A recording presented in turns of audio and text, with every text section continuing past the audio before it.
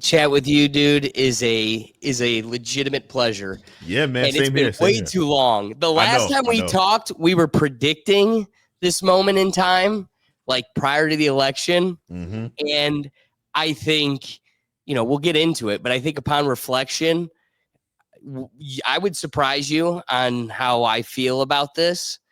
I'm not as excited as I think you may think I may. Okay. But I still think it's better than what it could have been. Anyway, that's a conversation for a different day. But I'm just saying, dude, so much has changed since I last talked to you. So I'm so excited. Same here, man. Same here. So I got to ask before we get started here. Yeah. I saw that your show is kicking up again. Are you doing a solo show? Like, where can people expect to find you? What's coming up on the docket here with you? What's coming up with me is I'm dipping my toe into the live streaming thing, right? Dipping my toe into it. Just because I feel like it's a much simpler way for me to do my content because I get to do the stream, and then once I finish the stream, I just kind of take the clips from the stream and make them into videos. And I'm like, how come I never thought about that before? It's like this I is got to way tell simpler. you, dude, that's why we do the live show. Yeah. I have too much of a artistic love for the editing of the podcast, and that's a 2.5, 3 hour show sometimes. So when you're like, I don't know if this is the difference between Joe Rogan's show and this comedian Rick Glassman. Like, if you watch Rick Glassman's show, there is 2,000% time more spent in editing. And he's got like animations, cartoons that come on the screen. Joe Rogan is just talking. And so the live show has been the beauty of I get to do something every week. It's as dense and topical as I'd want my podcast to be, but I don't edit. I don't need to edit. We did it. It's up. I just rip the audio. Now I put that on like an RTMP feed and send that as a podcast. And this I get to do now in like chapters. Like today's episode, I got to acknowledge that we're June 16th. That's right. And the folks are going to finally hear this July 8th, right? Nice, so nice. you're, a little less than a month, but we're building a dense season. I get to put my heart into having the fun of editing it all. And every week now you can have an episode for a 2-month stretch because, dude, it was so much. It was totally, trying to keep up in a week window. I don't know how South Park does it. You want to know how they do it? They also don't have an 8-hour job, 40-hour week job that they're going to. Makes it a lot easier to give it the time this thing requires. It is much harder to do this when you have things going on during like the rest of the day because you can't really like if this was just your job, like if you made enough money from this, then you have literally like 24 hours to divide, how you want to do things. But you always have to give 8 to a job, right? Then after that, you have to get to sleep to go to work. So you got that chunk of time. And so it only leaves you like maybe like 4 or 5, maybe 6 hours during like a weekday to dedicate to this. I get it. I get it. So let me ask you. All right, you're getting into streaming. You're still doing content on top of that. What else do you have on your plate currently? Before I know you were getting into, there was like, weren't you in choirs and there were other things? I was. So basically, so what do you got going on? Dude, there's been a long evolution. You and I have lived the pandemic. So basically, I've stepped away from all of that stuff, from the choir, the church stuff, to focus on my physical and mental health, which was taking a toll.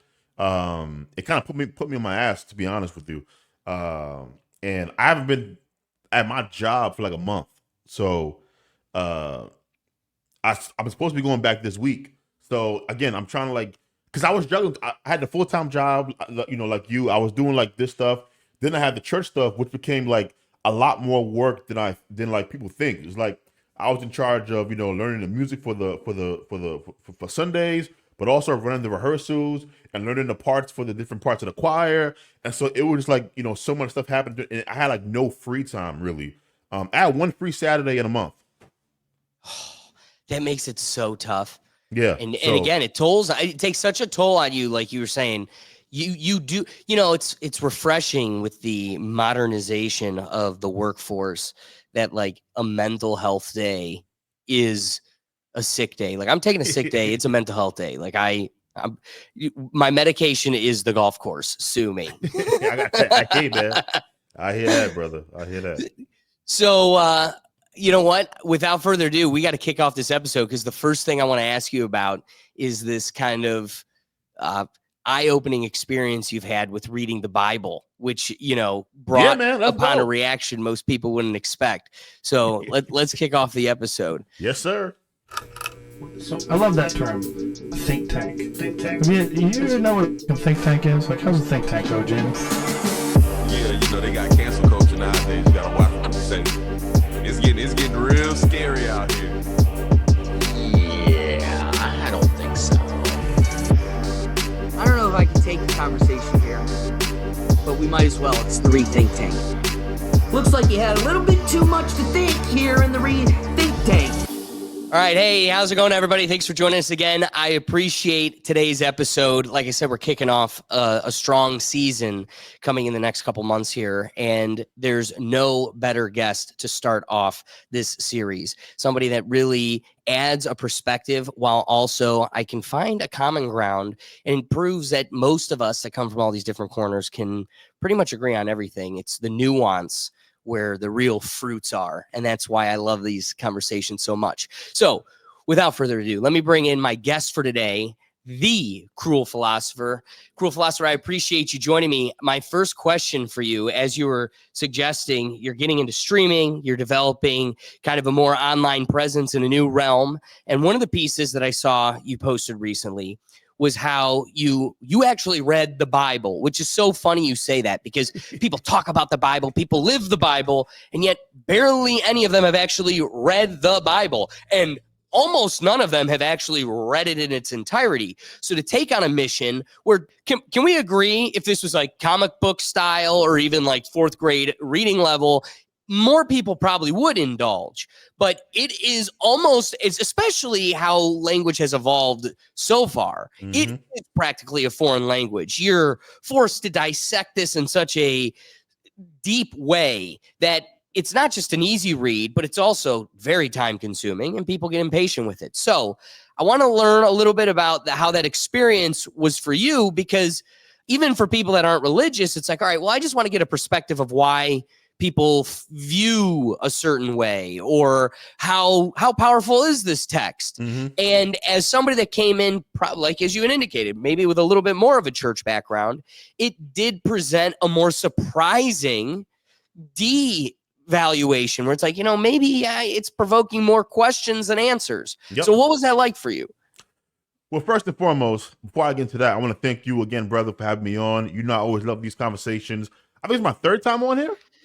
I'm going to go with fourth, at least. Dude, we had two back-to-back because we got canceled on an episode, and then you indulged me with coming back on to complain that we were just too truthful and honest for the folks. Yeah. So, like, I always love, it's always an honor when you have me on, so I want to thank you first and foremost. Please. As far as your question, so, yeah. Now, this is actually shocking, or maybe not shocking, depending on how you look at it. I was researching this, and I think somewhere like 1 in 5 people that are Christian in America have like read the Bible. And this is not even including like the whole Bible, just like the Bible, So a couple of years ago, I've been trying to say, you know what, I'm a Christian, I gotta read the Bible.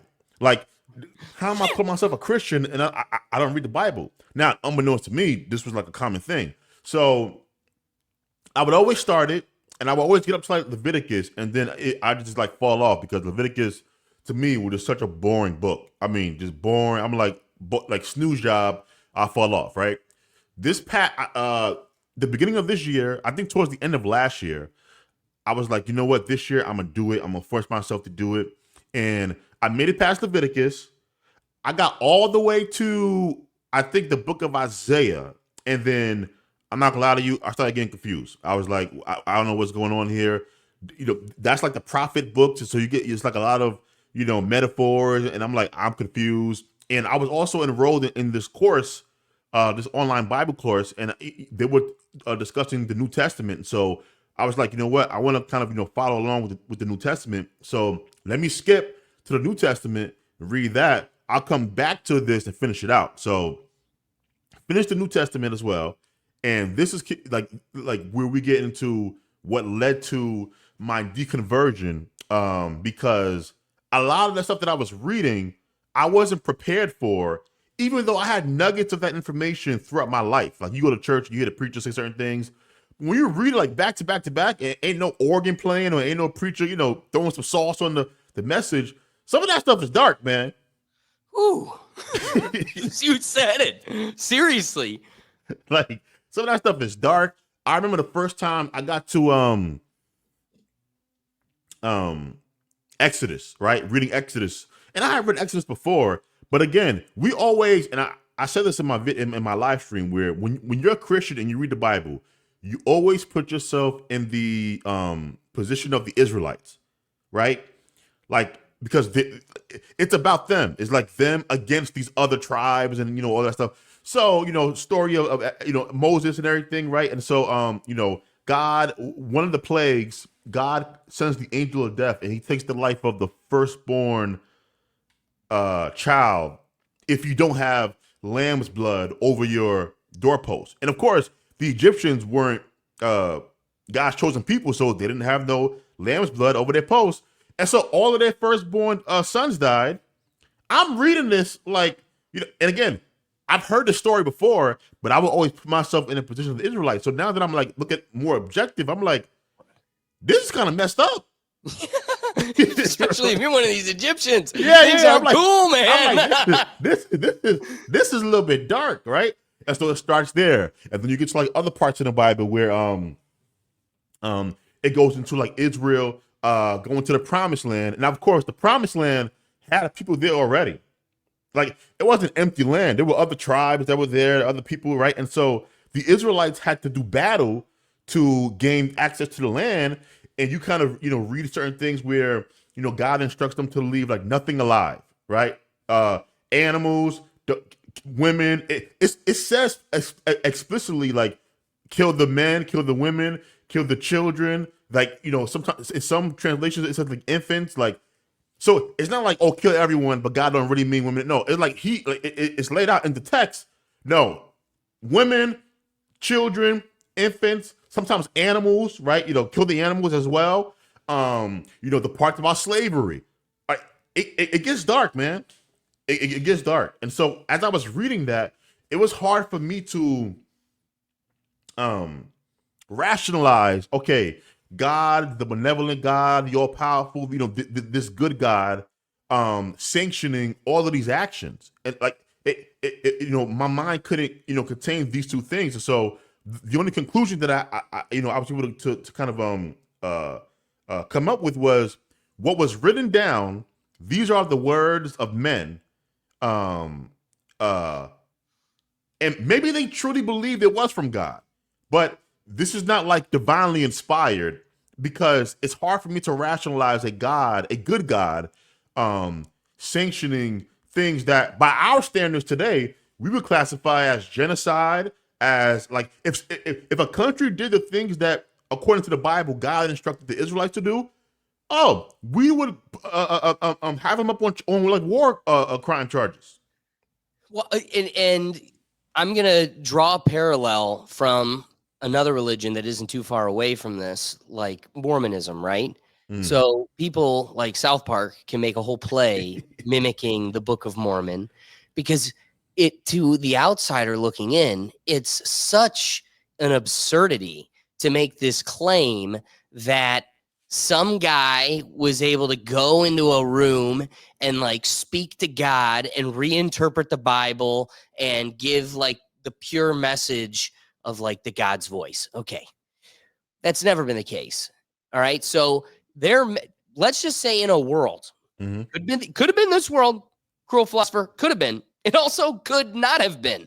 But maybe in this world, some guy had 2 stones chiseled with 10 rules on them.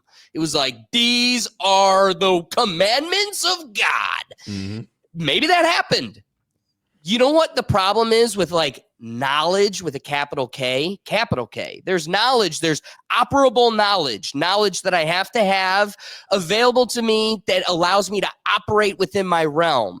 I mean, I really don't understand, cellular micro science, but I rely upon it every day. Yep. That, I don't fall through this seat. So while there's operable science and knowledge, then there's capital K knowledge. No, I pretty much know we're on a planet, but I don't capital K knowledge know unless I have like this monkey's perspective. Unless I'm looking at the ball, I really don't know. I just have enough information to say I know enough.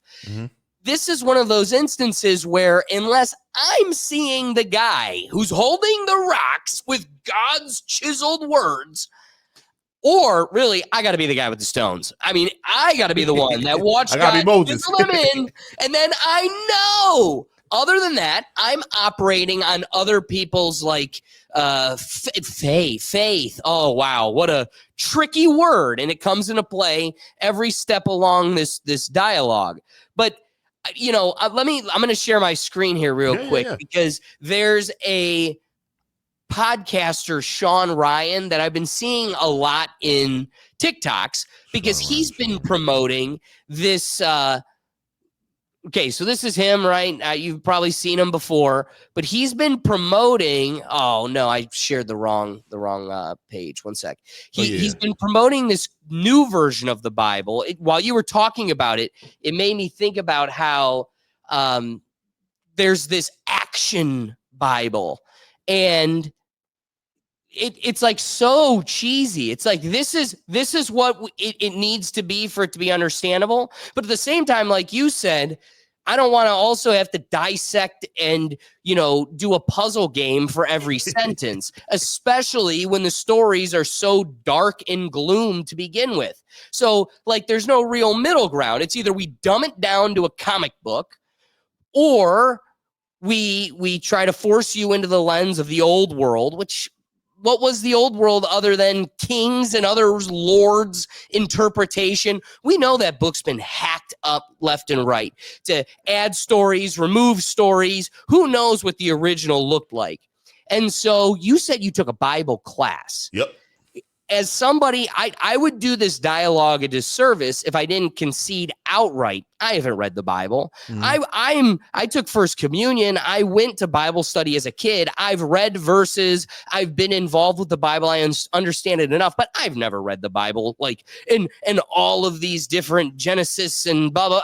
I don't even know them. Like you're talking about Exodus. I'm like, I don't even know where that falls in the timeline of things. You're leading the way. Yeah, but the thing that I'm one last piece, and then I'm flipping it to you, is do you think maybe the value of the Bible, because again, once you start going, dude, pro-slaves, it's like, well, okay. And then what? I'm supposed to go, yeah, everything but that. And then we just like jump over something that's like, wait.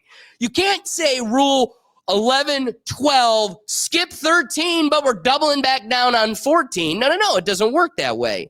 So if we're doing this picking and choosing and like fruit ninja splicing of the Bible, could we maybe make the claim that the true value in it is just the dialogue when people sit down and try to make the message of the Bible?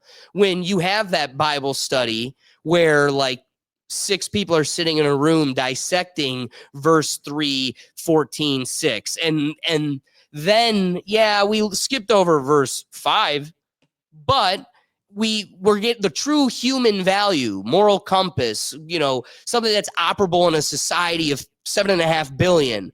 Maybe the value in it isn't the word itself, but the shared word in a verbal dialogue sense. So one thing to remember, right?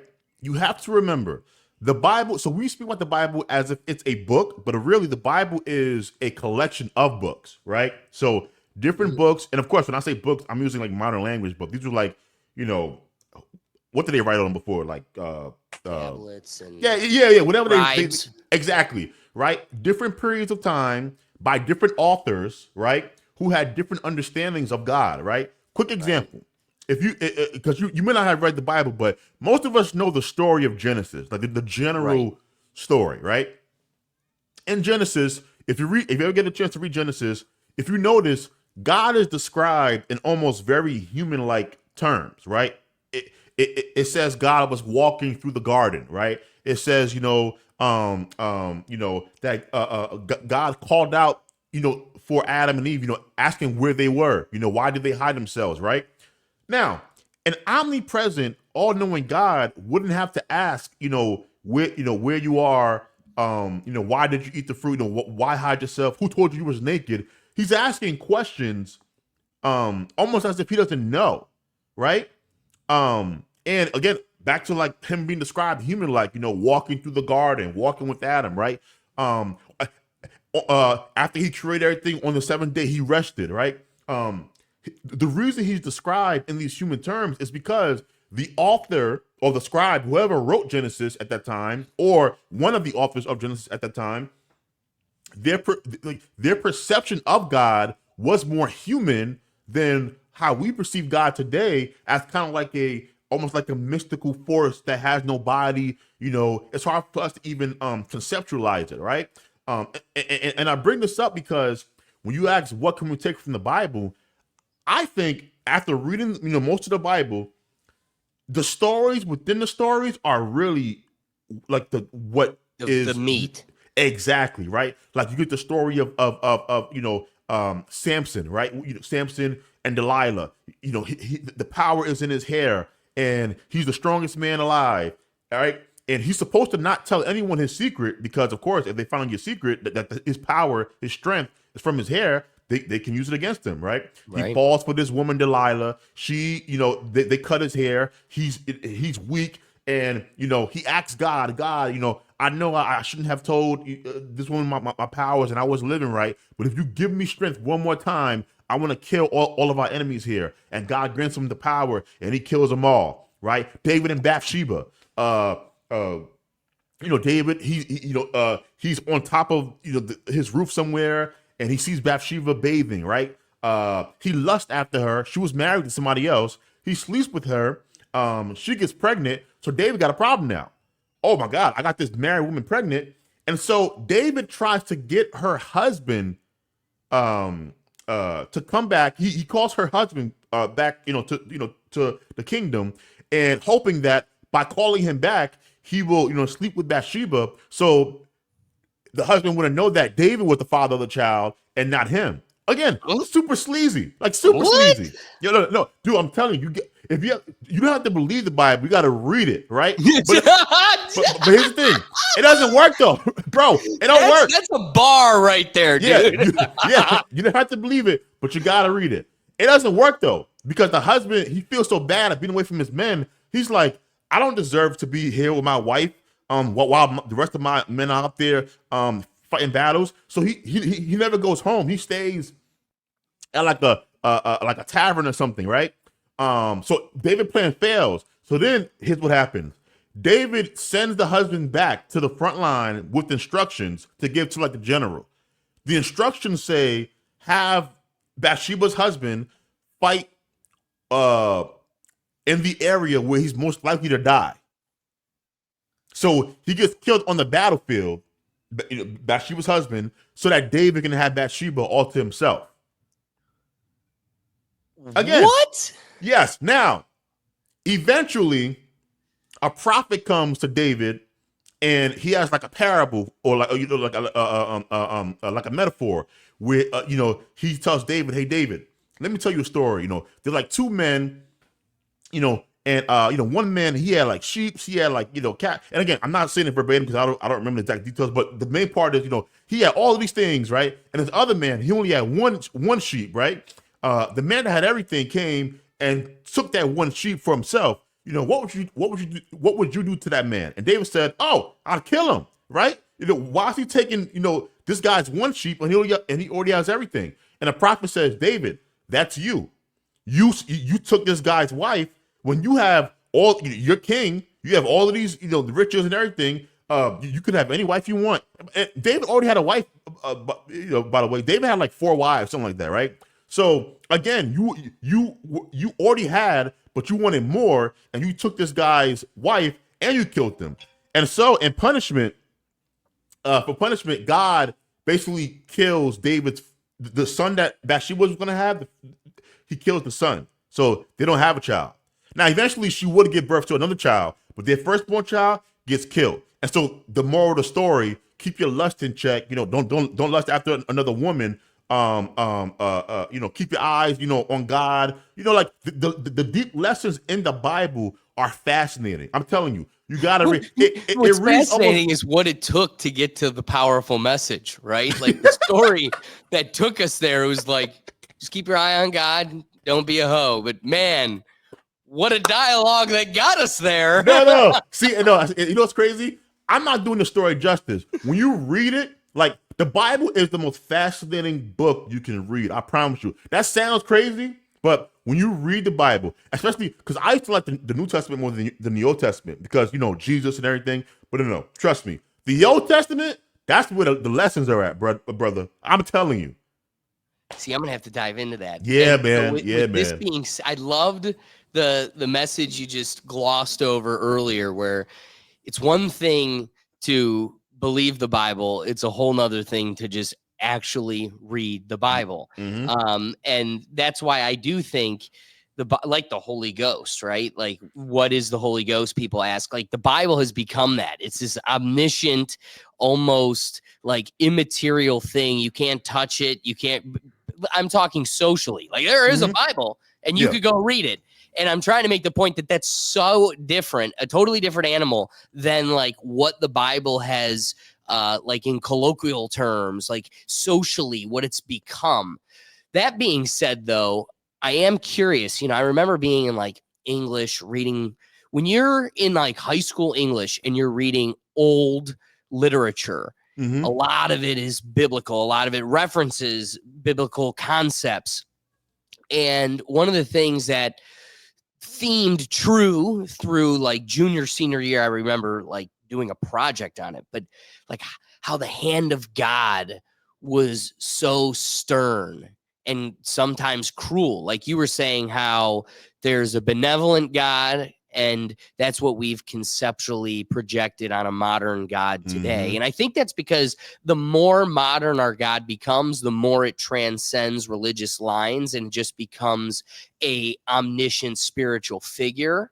But that's its own kind of can of worms and dialogue. But keeping grounded to how the old concept of God was less benevolent and more Yahweh.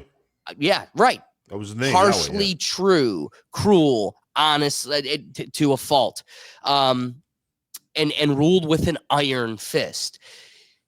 It's funny, like the story you opened up with, how God, my punishment was giving away. I was great, given a God's gift, and my mistake was that I slipped up and told people, and it came back and bit me in the butt. They used it against me. I then go to God and go, God, please give me one more chance to be great again? What was my crime? Letting other people know how I'm great? Okay, that's its own thing. You said, looking at the stories from a different lens, taking a more macroscopic view, look at the Egyptians. I look at the story and I go, what about the other guys in the community that are like, Bob is a problem. He thinks he's like God. He's untouchable. He's the strongest dude in the tribe. He keeps stealing all our shit. He's running the roost. And I find out the way to keep Bob at bay is I could cut his hair. And I come in and now guess who's just another regular plebe, Bob? And then Bob goes back to God and goes, God, I had control of those bitches, and it'd be really great if you could give me the upper hand again so I could go kill them all. My question is, because I'm like the Bible, man, very convoluted, long stories for a short message at the end. So my question for you is this. Do you like something that reigns true in, like, just look at the dreidel people. I'm not even going to say their name because I know better. They are God on this plane. they wholeheartedly believe, like you and I, we're just a couple of Gentiles. We're cockroaches. We could be squished. They are God's chosen people. Look at the Crusades. They believed they were doing it for God. Look at the Muslims.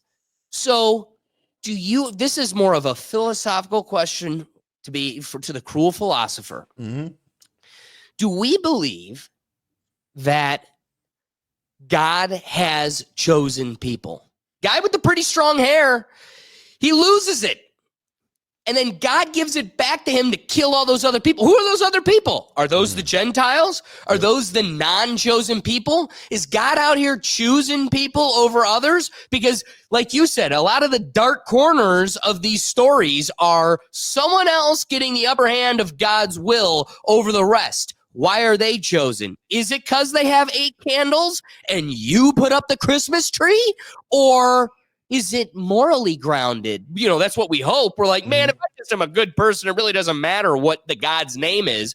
But man, it seems like God's gotten an opinion.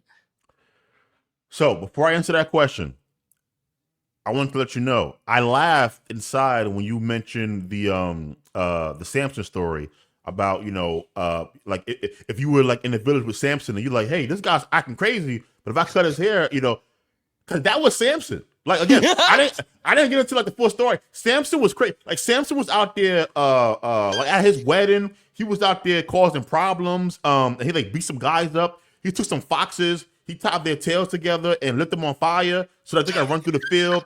He was out there banging prostitutes. To get his power back. Yeah, he was out there banging prostitutes. Like Samson was a wild boy. So like again, like, that when you said that, I laughed because I was like, that was Samson. Samson was he wasn't like beloved by everybody. No. Well, it's not like he was Batman. Like I am vengeance. Like no, dude, you are the Joker, and we can't stop you.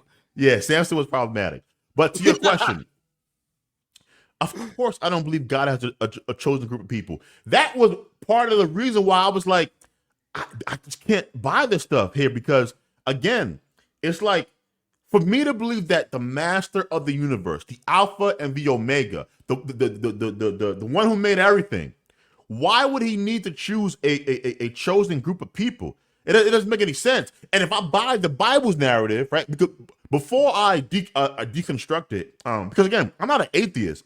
Like when I say I deconstruct it, what I mean is the biblical narratives I no longer believe as presented. So that's out the window.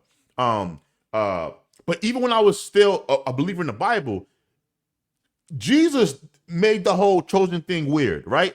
If God was always going to send his son to die for everybody, why would you need a chosen group of people?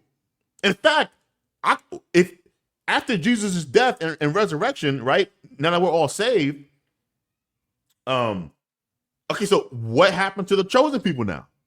Like, it wasn't making sense from there. And so I was like, like, I'm not buying what this book is selling me. And to your point, you cannot believe a group of people are chosen without believing, whether you are conscious of it or subconsciously, that their life has more value than your own life. And I'll be damned if I say that there's a group of people that their lives are more valuable than my life because they happen to be born a certain group and I happen to be born a different group. No, absolutely not.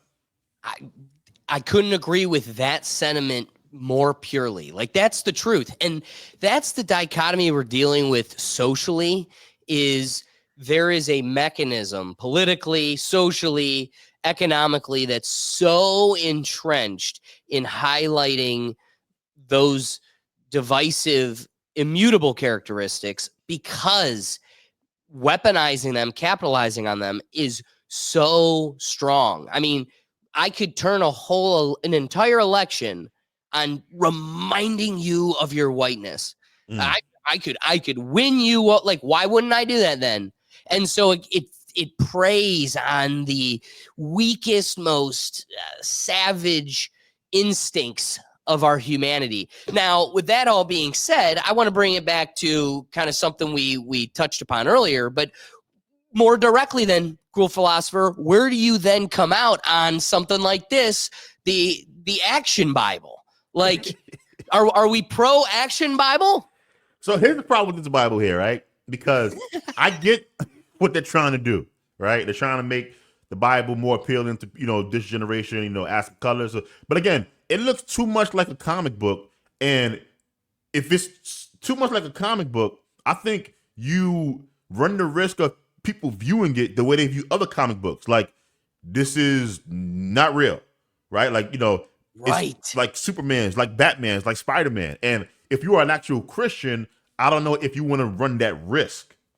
Right. And to a certain degree, I feel like the Bible is supposed to be boring, right? Like part of the fun, no, seriously, part of the fun is getting to a point where you're mature enough, where your comprehension skills are good enough, where you can, to your point, read Old English, and you don't have to even read the Old English anymore because they have so many different versions of the Bible. They have the English Standard Version, they have the New International Version, they have the amplified version, right? Of course, the King James.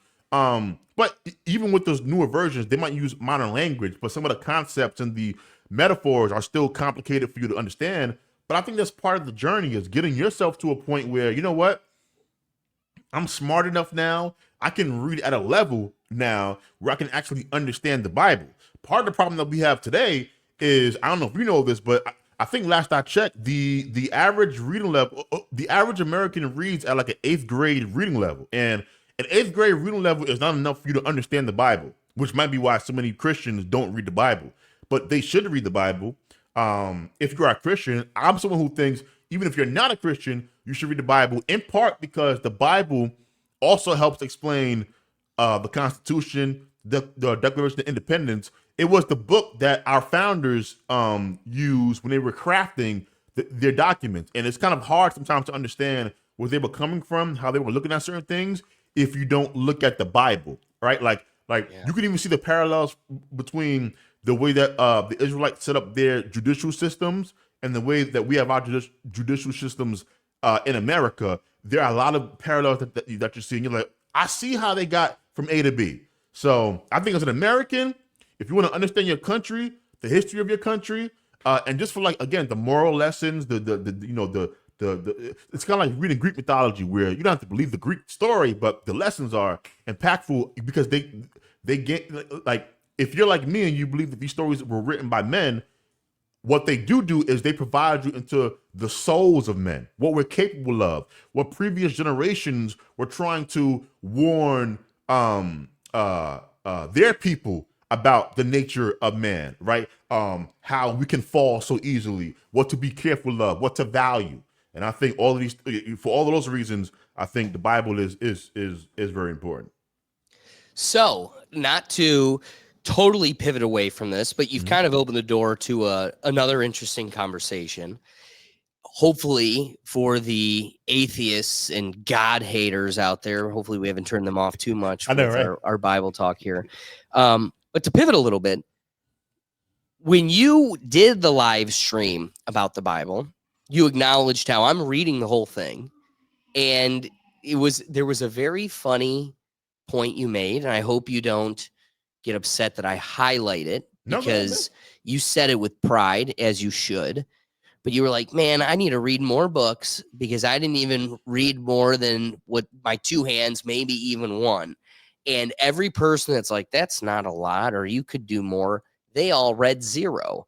At best, 1. I think, like, what's crazy is I think about my mom and my grandma when me and my sister were little kids and we were going to the pool and stuff, and book clubs, and there's still book clubs. I'm not ignorant, but like the culture of reading a book every couple weeks. Like, we, on our live show, we talked about Harry Potter. And I mean, try explaining to a modern 13-year-old that there were 13-year-olds that stood outside for 48 hours for the new Harry Potter release. Nobody would do that. Nope. They would just wait for the Thursday night midnight. I would wait in line for the midnight show for the movie, right? So here's an interesting concept, dude. We're being plugged into AI. I'm a strong, functioning member of society, and I refuse not to acknowledge and concede audibly, broadcasting, how much stronger AI has made me. I can't wait for this summer.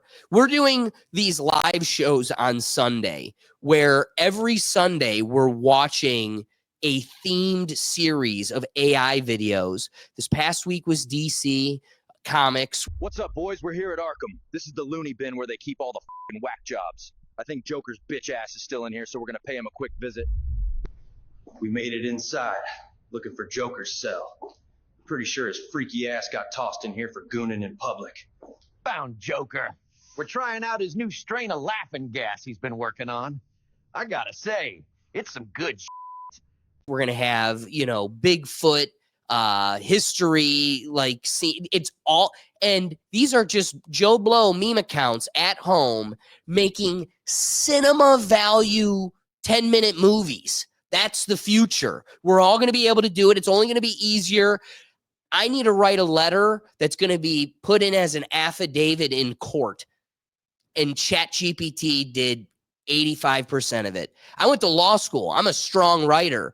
I had ChatGPT do all the heavy lifting, and I just put the ornaments on the tree. I just dolled it up.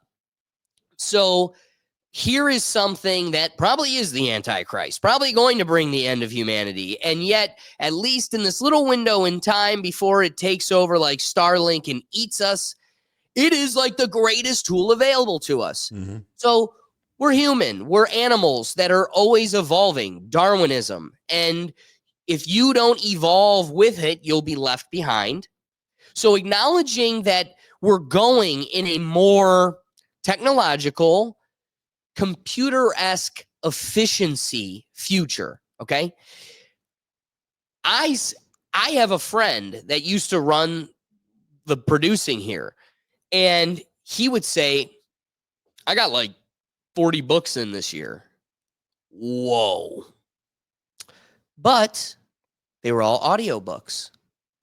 All right, so a podcast, I claim, is like an audiobook, but it's improvised, right? Like, especially if you're listening to a Jordan Peterson, a Dave Smith, pick the person that you find a strong intellect, even though they're improvising.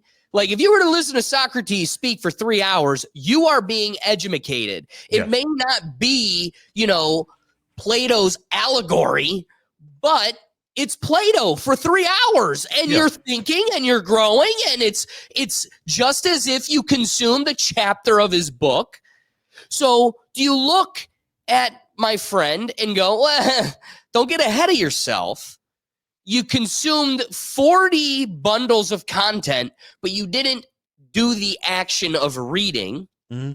Then I double back and go, well, then how important is the action of reading? What is reading other than your ability to take in comprehensive, dense symbols and extract dense messages, right? But that only happened because I wasn't able to provide you the more effective communication that takes less digestion and math equation, even though it's milliseconds. You read the cat ran down the road, you scan it, and it's in. It was almost instant. But that almost instant is still slower than me telling the cruel philosopher the cat ran down the road. So if I put it less in the human sense, we're this organic computer. You think of a muscle, you go, well, if you don't keep flexing that muscle, you're going to lose the muscle. At the same time, Darwinism in me must push back and go, well, how important is that? How important is my arms muscle if all I'm using is my leg? Let's take a handicapped cripple kid that has like broken elbows or broken knees. So he's wheelchair bound. That dude can lift the two of us, no problem. Yep. We can also deadlift more than him. Well, guess what? He's not using his legs. So what is the purpose of the ability to deadlift? But then you go, well, but you would probably rather be able to walk than use the chair. So that becomes like efficiency. Now we're having an efficiency dialogue. So I cherry on top my point with this. If we were to think of it in a computer sense, think of this organic, me and you organic computers. Let's think of it in a technological metallic computer hard drive sense. If you were thinking of it a real computer, not us organic computers, and you had a lens right? Camera lens that extracts the message, computes the message, digests it into whatever the logic equations action dictates. So it reads red light, digests that red light means open door, and then it opens the door. However, what if you had a direct data stream from the red light to the hard drive? I'm skipping. Why do I need to continue? Obviously, the lens is harder. It's old hardware. That's the old world. And we're working harder and harder to keep the lens updated and available. Why? When it seems like maybe the lens is less effective than a direct data stream. The direct data stream being audio and the lens being visual, reading, and then logic, like mathematically digesting. So I threw a lot at you, and so I'll give you the floor. But simply put, my question is, could it be that with the next futuristic steps in this evolution of humanity, that maybe trying to flex that muscle is the waste of time? Because while we are trying to keep a dead art alive, producer Brian got 40 books, and I'm still trying to fill my hands. So, to your point, because this is a fascinating conversation, I'm someone who is, generally speaking, I'm in the pro technology camp, right? I believe that if we look at history, most technological advances have, it's made us healthier, it's made us safer, it's made us smarter. It's, to your point, jobs that might have taken, all day long, we can do in half the time now, right? Like, just imagine how life was before the washing machine, right, or the dryer, or the iron, or the various other pieces of technology, right? And so I'm generally speaking in the pro technology camp, right? And to your point about information, I definitely believe that as it pertains to information, making information as easy as possible for or offering alternative pathways to accessing information is a net positive. Everyone is not that good of a reader, right? Even my language was horrible. Everyone doesn't read that well, right? Some people, they acquire information better or quicker by listening to information. For some people, like we're recording a video here, it's visual, right? Like for me, I barely read instructions anymore if I have something to put together. I go to YouTube and I Google YouTube, how do you do X, Y, and Z, right? Why? It's easier and, to your point, faster if I watch somebody either do it themselves or explain it than sometimes reading an actual diagram. So we should be pro, making all of these different avenues for people to kind of access information. I think this is all a net positive. All of this is good, is great. Now, I'm not gonna lie to you. As it pertains to AI, and you brought this up. Now, of course, everyone says about the latest technology that this could change everything and be the end of humanity. I'm aware of that. However, eventually we're gonna be right. Right. Right? Like at some point, somebody's gonna say that, and it's not hyperbole, it's the truth. and AI has all of the breadcrumbs around it that lets, to your point, I use AI all the time. I use AI for my job. I use it to help me like craft emails, draft emails. I use it to help me brainstorm. I use it to help me like come up with like, descriptions for videos. I use it to help me cook. I use AI a lot. But even I'm aware that this technology, depending on where it goes, how fast things can develop, can kind of spin out of control for a variety of reasons, right? Reason number one,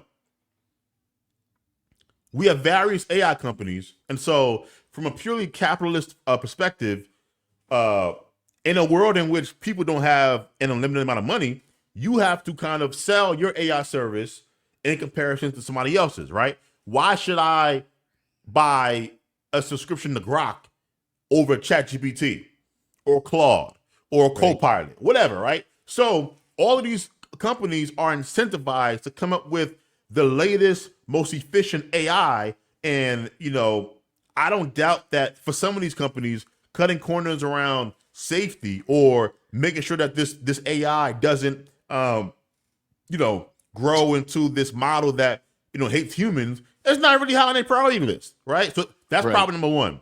Problem number two is country versus country, right? So you have the contest amongst companies in America, but you also have the contest between the different countries. The two obvious ones: the U.S., China. Both of these countries, they want to have AI that far exceeds the other. Why? AI is going to be used, like we use it for like our own personal reasons. Countries will be using it for warfare. They'll be using it to solve problems, right? Who knows? Space travel, right? The ways in which countries can use this technology, AI, are literally limitless.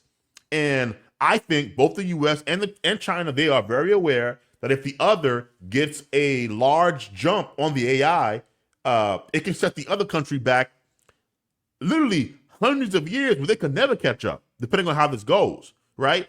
And again, because of that, I think both countries will be more focused on dominating the other than they will safeguarding humanity from the potential downsides of potentially creating an AI model that is, sentient, that doesn't really care about human beings, right? Like, there are risks to this. I think as of right now, it's too early to tell which way things are headed. Again, I use it all the time. I use AI to interpret my medical results sometimes, right? Yeah, I'm trusting these doctors. So this sounds like a cop out, but we really don't know which way the train is headed right now. I don't think. I completely agree. So we don't know if we're headed down a unsafe road or if maybe the powers that be actually do have enough handle on this that we're not in danger. At the same time, it's kind of like, the creation of guns. The toothpaste is out of the tube. You're not putting it back in. The technology exists. So now it is some sort of a space race to try to be the leader in that field. But at the same time, it exists and it isn't going away. So it's developing a way of living with it. Now, kind of keep it, because I do think there is a philosophical conversation to be had here. Less about AI. That's been had 10 times every which way. The bigger conversation I want to have is when we are like, dude, it's not going to happen to you and me. We're just two old heads that are never going to let it happen. But there will be kids, whether it's our kids or our kids' kids, but I don't think it's going to go past them much further than that will be hell-bent and surely comfortable throwing a chip in their head, throwing a hard drive in their forearm, being literally waist down, Usain Bolt fast with cyber robot legs. I don't see it going much longer before we are totally integrated. Dude, the iPhone is that. The iPhone is the closest your and I's generation is going to let it ever become. This thing I'll have glasses on. I'm going to have Meta pants on. I'm going to have everything but going in my bloodstream. But this thing is already the computer plugged in my brain. I just have to take it everywhere I go. Oh shit. Here's your mom 15 years ago. If you didn't have your head screwed down, you'd lose it. For how many times I lose my iPhone? She's right. So like, this is my head, and I do lose it. Like, we're all that person. So keeping us grounded with, like, this weird place we're in. We're the organic computer merging into the cyborg, this hybrid between computer and this bionicle between the two. Do you get down on a Brian for going, I literally did 4 times more books than you. You're dumber than me. Because I did it in a more effective way. But dude, I think the perfect analogy that runs right along stream is this. Our clocks. okay, are you a lazy bum for looking at an analog clock or like a regular faced 12-digit clock? Well, no, that's the superior minded one. I have to do math 5, 10, 15, 20, 25, 30, 30. Okay, and I'm doing all this math in my head, and I'm a super clock reader. And that was actually the evolutionary step past the sundial. So, or the sundial. So, did the person with the sundial go, you're actually making yourself dumber because you're not outside in the elements waiting for the sun to come back out, even though it's raining and we're cooked? We literally don't know what time it is. You're dumber because you're in the futuristic. Well, no, they're actually more effective. They're more accurate. And we give credence to a 12-numbered face clock because you're doing math. But the second it became just numbers on your phone that just say it's 7:25. Okay, well, you're the dumb one. You're letting that do the thinking for you. You were supposed to have a whole multiplication table full of fives trying to figure out what time it is right now. And while you're getting the time in 2 seconds, you're also making yourself dumber because you're no longer doing the practice of that math. What about cursive? I've sat here and said, I find value in teaching cursive. Why? I was taught cursive begrudgingly. And now there's a whole field of English. It's literally in your native tongue. And you don't even know how to read it because it's in a style that was never taught to you. But at the same time, my grandma, bless her soul, is dead. So there's no one writing me notes in cursive anymore. So it's also a dying art because the people that crafted the art aren't crafting it anymore. My mom and dad know how to write it. My mom and dad definitely know how to read it, but they don't do it. It's not as effective. It's not as easy. It's quick. Stroke of a hand. Do it just the regular way everybody else knows. So another art that's being lost. So keeping it grounded in a more direct question. Do you think there is a superior value in reading that we need to continue fighting to push onto people? Or do you think there's a certain point, is it now? Is it in 10 years when the chip's plugged into the back of my head? Is it when my entire half of my skull is a computer before it's, you don't have to read anymore, just download the podcast, download the audiobook and get it in 2 hours or 5 hours instead of, because like you said, sometimes somebody throws it on. I can literally clean my house and consume the Allegory of the Cave. But if I wanted to read it as, I'm straw manning a potential argument. Yeah. But like if somebody were to make the argument that, well, we should continue to read.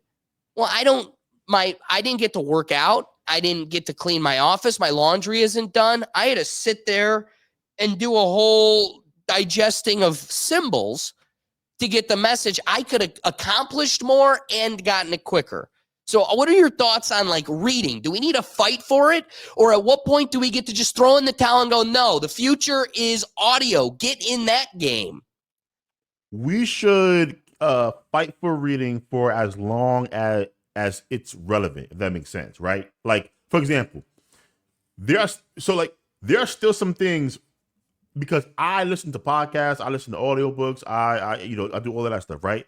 There are certain books that I noticed I couldn't listen to via audio because I wasn't retaining as much as I did when I read the actual book for some reason, right? So certain books I can listen to and I can retain pretty much everything that I heard. I've noticed that books that might be a little bit more dense, or they might use language that I don't use in my day-to-day normally. I have to actually read those books because otherwise I won't maintain the information. I imagine I'm not the only one that suffers from that. I agree.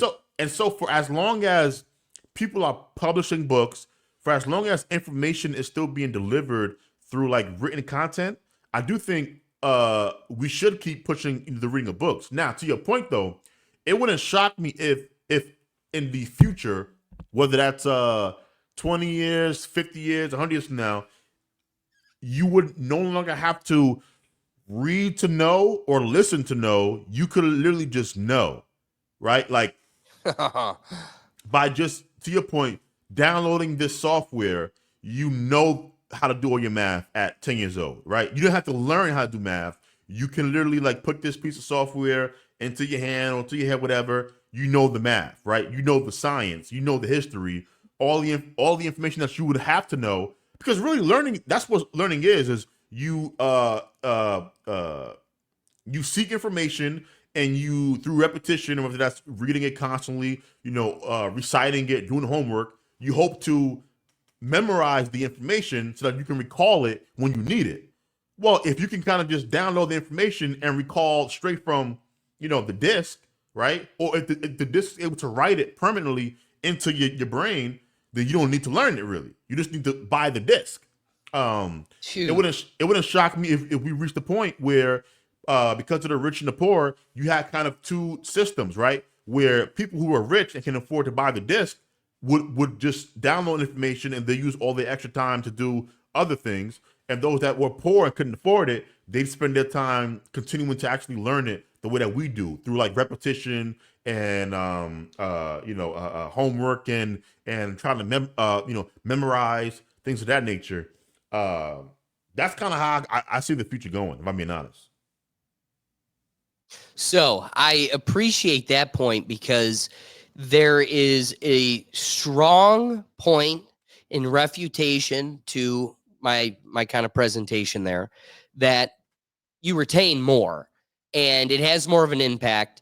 I kind of got lost in the fight for preserving like a muscle, use it or lose it. We're going to see cognitive decline everywhere we allow Chat GPT or AI to do the thinking for us. But the question is, does it matter though? Like you made the point earlier about script, right? Schools don't really teach script anymore because people don't write; we type. Right? Yeah, so even more so. And again, you can literally hit a button that allows you to just talk your whole thought out, and it writes it for you. So speaking of allowing AI to do the thinking for us, one of the things I wanted to touch upon, retaining the information more, talking about kind of keeping this downloaded in your memory. But then if we become these cyborgs and it's just automatically being downloaded, it is your memory. It's there. I asked ChatGPT, as all would, the god of our life, how faulty is human memory? Because that's a major theoretical piece in like the legal system, right? Yep. The human testimony is one of the highest weighted pieces of evidence, but it's also the least reliable? one of the most flawed, right? Yeah. It's the most relied upon, but it's the most flawed, which is crazy. So again, asking ChatGPT, how faulty is human memory? Human memory is surprisingly unreliable and prone to distortion, even though we often trust it with confidence. Here's how and why memory can be faulty. So we understand the reconstructive, not reproductive. This is memory. We don't record experiences like a video camera. Instead, we reconstruct memories each time, which introduce errors or bias. So there's fault, like through explanation. False memories. People can remember things that never happened, especially when influenced by suggestion. Misinformation. The effect of misinformation. New misleading information can alter previously stored memories. Source confusion, remembering information but forgetting and misattributing the source. Decay, memories fade over time unless reinforced. Interference, new memories can interfere with old ones and vice versa. Emotional distortion, strong emotions can distort details, e.g. during trauma, high stress, disdain for maybe the source of that memory. Confirmation bias, people tend to remember things that align with their beliefs and forget the rest. We could go into studies how the Elizabeth Loftus experience showed that simple wording changes in questions, e.g. smashed versus hit, could alter the eyewitnesses' reports of car accidents. People have remembered meeting people or seeing objects based solely on suggestion, despite there never even being there. So when is memory more reliable? Memory is more accurate when the event is recent and emotionally neutral. That could apply to a book. The person is well rested, sober, paying attention. It really wouldn't work for me because the amount of book bindings I just fell asleep into the middle of trying to just get through grade school. I'm a human. There is no external suggestion or biasing afterwards. So again, as kind of Cruel Philosopher clearly knows, the memory is a malleable, fallible, and even though it feels stable and clear, it's best to think memory like a Wikipedia page. You can hit edit, and so can others. That To your being point, real said, quick. yeah, please. To your point, it's part of the reason why, police, they try to interview witnesses as soon as possible. To your point about it being fresh, and people do think that memory is like having like a camcorder, when it's more like having a camera that takes pictures, right? Because pictures lie all the time, right? If I take a picture of, let's say we took a snapshot of this screen right here, right? And if somebody asks you like a week from now, what were you talking about at this exact moment? You might remember. If somebody asks you 2 months from now, you'd be like, like it gets less and less, fresh in your mind, because to your point, you introduce thoughts, you can change things around. It happens so often that you ever had a thought on a memory and you were questioning, like, did that happen that way? Oh, right. Oh, yeah. Like, How many times I'm fully convicted it happened this way or this was the case, and I was completely wrong. Yep. See? Exactly. So it happens all the time, to your point. Oh, all the time. But when we become honest with ourselves, conceding the flaws of memory, but also, guess what? That's the only hard drive I'm working off of. So I got to work with the deck I'm dealt, no matter how many problems I have with my deck. So kind of focusing in then on what I'm left with, the game controller I'm playing with. When we're talking about memory and we're trying to consider the act of reading, your point was suggesting, as I totally initially agreed and still do, reading allows me to retain more. When I consider retention of an important piece of information, and that's what we find important of books. It's conveying stories, messages, life lessons, important, valuable knowledge that I can take with me moving forward. I want to retain that. I want to retain as much of it as possible. I also went on a little bit of a diatribe earlier, trying to lightly and through jest propose the possibility that maybe a podcast is a book. It's an improvised book, but it's a book. Well, I got to walk that back. I got to be a little bit honest with myself. I can do my mulch and listen to Bill Maher debate Charlie Kirk in a podcast because I'm half there and I'm half playing in the dirt. And when I miss some of that stuff, it isn't going to kill me because I'm really getting the gist of it. Some of it's just BSing. And you know what? That's a little bit more contextual a debate. Let's be even more honest with ourselves. Listen to like a Tim Dillon podcast or your Theo Von podcast. Theo Von interviewed the president for an hour, and we kind of talk about 3 minutes of it. Hey, I was on cocaine like a raccoon or whatever the hell he said. And that's all we talk about. Yeah. So here's an hour-long podcast, and I wanted to make the argument that this is a modern-day book with the President of the United States, and the social retention from that book is a 1-minute clip about cocaine and raccoons. Okay, well, I didn't retain much, but then we got to also be honest with ourselves. There really wasn't much more to retain. Going back to Joe Rogan, when Joe Rogan mattered before he sold out to the and was like an actual podcast. This guy would just find some scientist that he found brilliant and interesting. He'd sit down for 3 hours. I'd listen to it in transit to work 6 times, back and forth.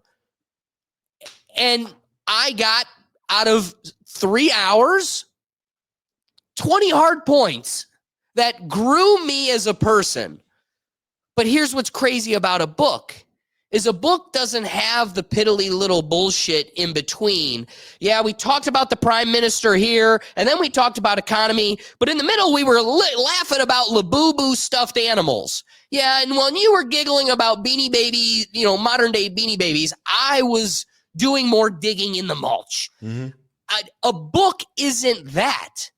The book isn't improvised. The book is everything boiled down to the most important pieces.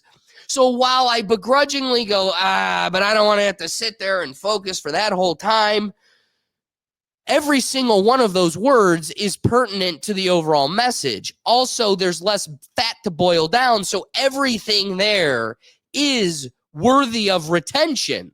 So if I took that same thing, plugged it into an audiobook world, and I'm back to playing in my mulch, and I'm listening to the allegory of the cave or, Plato's allegory, whatever, I'm not getting it all.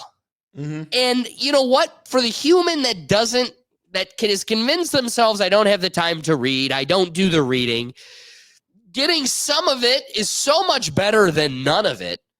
But I think defeating the premise I built up, there's so much more value in reading it because I think, so clearly there's 2 sides to this coin. Podcasts versus books, all in the audio sense. A podcast is nothing compared to a book. Even if you took something like, I live so much in a social comedians dialogue podcast world. Take a step back, champ. There's a whole world of podcasting. When I look at like Serial, okay, that's probably a pretty big national true crime podcast most people have heard. Okay, Serial. Talk about a captivating, no fat, totally plugged in podcast about you're in New York, dude. Help me. What are those guys? The Central Park 5. That was it, right? Oh, they did a Central Park 5. Didn't they do Adnan too? Dude, they did Cleveland. They were like, you want to see we're just going to pick out of the whole country one system just to prove you how corrupt it is. And they're like, Cleveland. And we're like, welcome home, Toto. The Adnan one was the one where I found Serial, and I was like, this is pretty good. Dude, Serial's awesome. Wouldn't we agree? Yeah. And I was able to consume that like a podcast, but admittedly, it is more like a book. Not a wasted word, but also, can we get real about books? Do you know one of my favorite books of all time is called The Gold Standard? I don't know if you've ever seen the Entourage, but there's this character named Ari Gold. What's that? Is The Rock in that? The Entourage? The Rock is in a football version of Entourage. Oh, okay, got it. So they, after that did so much success, okay, Mark Wahlberg and the gang did another version in a football world. Gotcha. But this is like 5 guys that are buddies, and one of them's a famous actor in LA. And his agent, Ari Gold, is this like spicy Jewish agent that is like totally, in a world of political correctness, so far from that. And that's what made him, the funny comedic relief to the whole show. But everybody's great. Anyway, here is one of my favorite books is when the show ended, the last season, Ari Gold reaches his dream and he sells his company, and him and his wife fly to Italy, and he lives in Italy. And so here's a book, fiction, written as if this character who just now moved to Italy is sitting by his pool writing a book. So it's And like, talk about meta. Here's an author who wrote the show, was a writer on the show. A writer is pretending to be a fictional character writing this book from a totally fictional world where, like, I'm living in Italy after I just sold my company, and this guy doesn't even exist, and he's giving life advice, the gold standard. And it's just, be a man, get in shape, professional goals. Like, it's like any self-help book. It was so motivating, and it's one of the funniest books I ever read. It's not even real. Like, the guy doesn't even exist. So here's a book I'd push upon someone. I don't think there's much wasted words, but you could totally get the important bits from an audio version. But we only think of book, like, in this conversation, we're doing the real philosophical, like, take a step back and brainstorm. We're doing this free marketplace of ideas a disservice by only exclaiming books in this, like, dense philosophical sense. Would you take Kant's imperative over the Tim Dillon podcast episode? It's like, dude, those are not the same. Talk about, like, the Philosopher's Stone in Harry Potter versus Tim Dillon, a totally fictional wizard versus, you know, a fat gay dude that's just trying to do comedy. Two totally different. Like, that's a little bit more realistic to the conversation. I threw a lot at you. I'd like to get your thoughts before I, you know, walk it further. No. So again, to your point, like, I think maybe it's the fact that we're using, because Serial. Let's go back to Serial, right? Serial, right? Yes. You said book, or like it could be like an audio book, which I found interesting because for me, Serial hit me more like a TV show. Like, I was listening to a TV program, right? Episode after you were episode after episode. experiencing it. Exactly. Different voices. It took you there. It had music in the background. It had, right? And so even when we talk about podcasts, it's like, okay, well, which podcast are you talking about, right?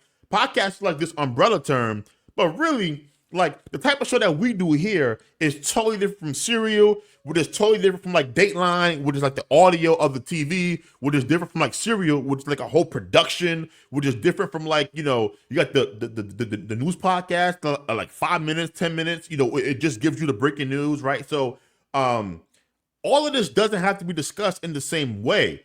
Again, I think a book, as of right now, where we stand today, a book is hard to replace because certain things can only really be conveyed well to me in a book, right? When you sit, you read it, you're confused, you stop, you think about it. Like, I wonder how I think about, you know, X, Y, Z, right? Like, and you can't get that from a podcast or a lecture, right? Where it might not be, you know, you can't really stop the train, right? Now, on a podcast, of course, you could pause.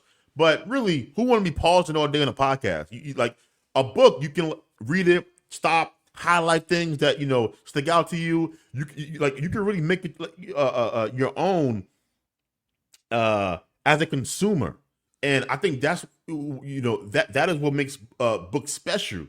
But again, we are heading to this point where you can gain a lot of information from non-book sources that is extremely relevant to your life through TV, documentaries, for example, right? Documentaries for a lot of people is how they learn a lot about, you know, historical events, other world events, and they can maintain a lot of information because it's a lot more interesting to them. So they pay more attention versus if they're reading a book or even listening to like a podcast, it might, you know, they might, you know, retain the information for like a day, maybe a week, but then it'll be gone. And so I think it kind of depends on the individual, you know, how they personally retain information that dictates the best medium for them to use to you know, for that information.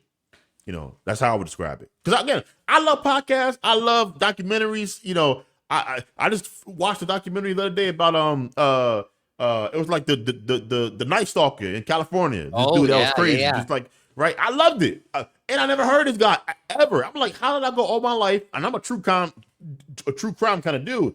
Never heard of this guy. Oh yeah, committing this terror in California of all places.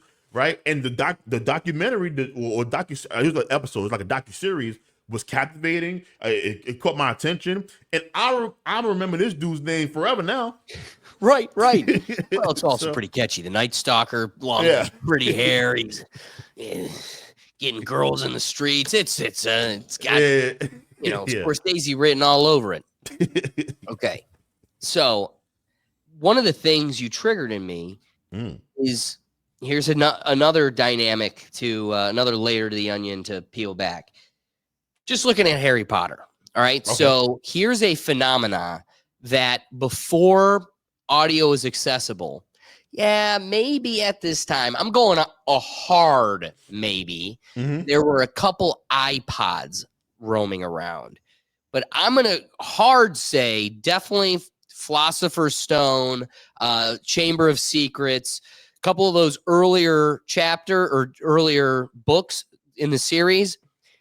There weren't iPods, but that evolution happened quick. And very early on, podcasting was an app that nobody filled up.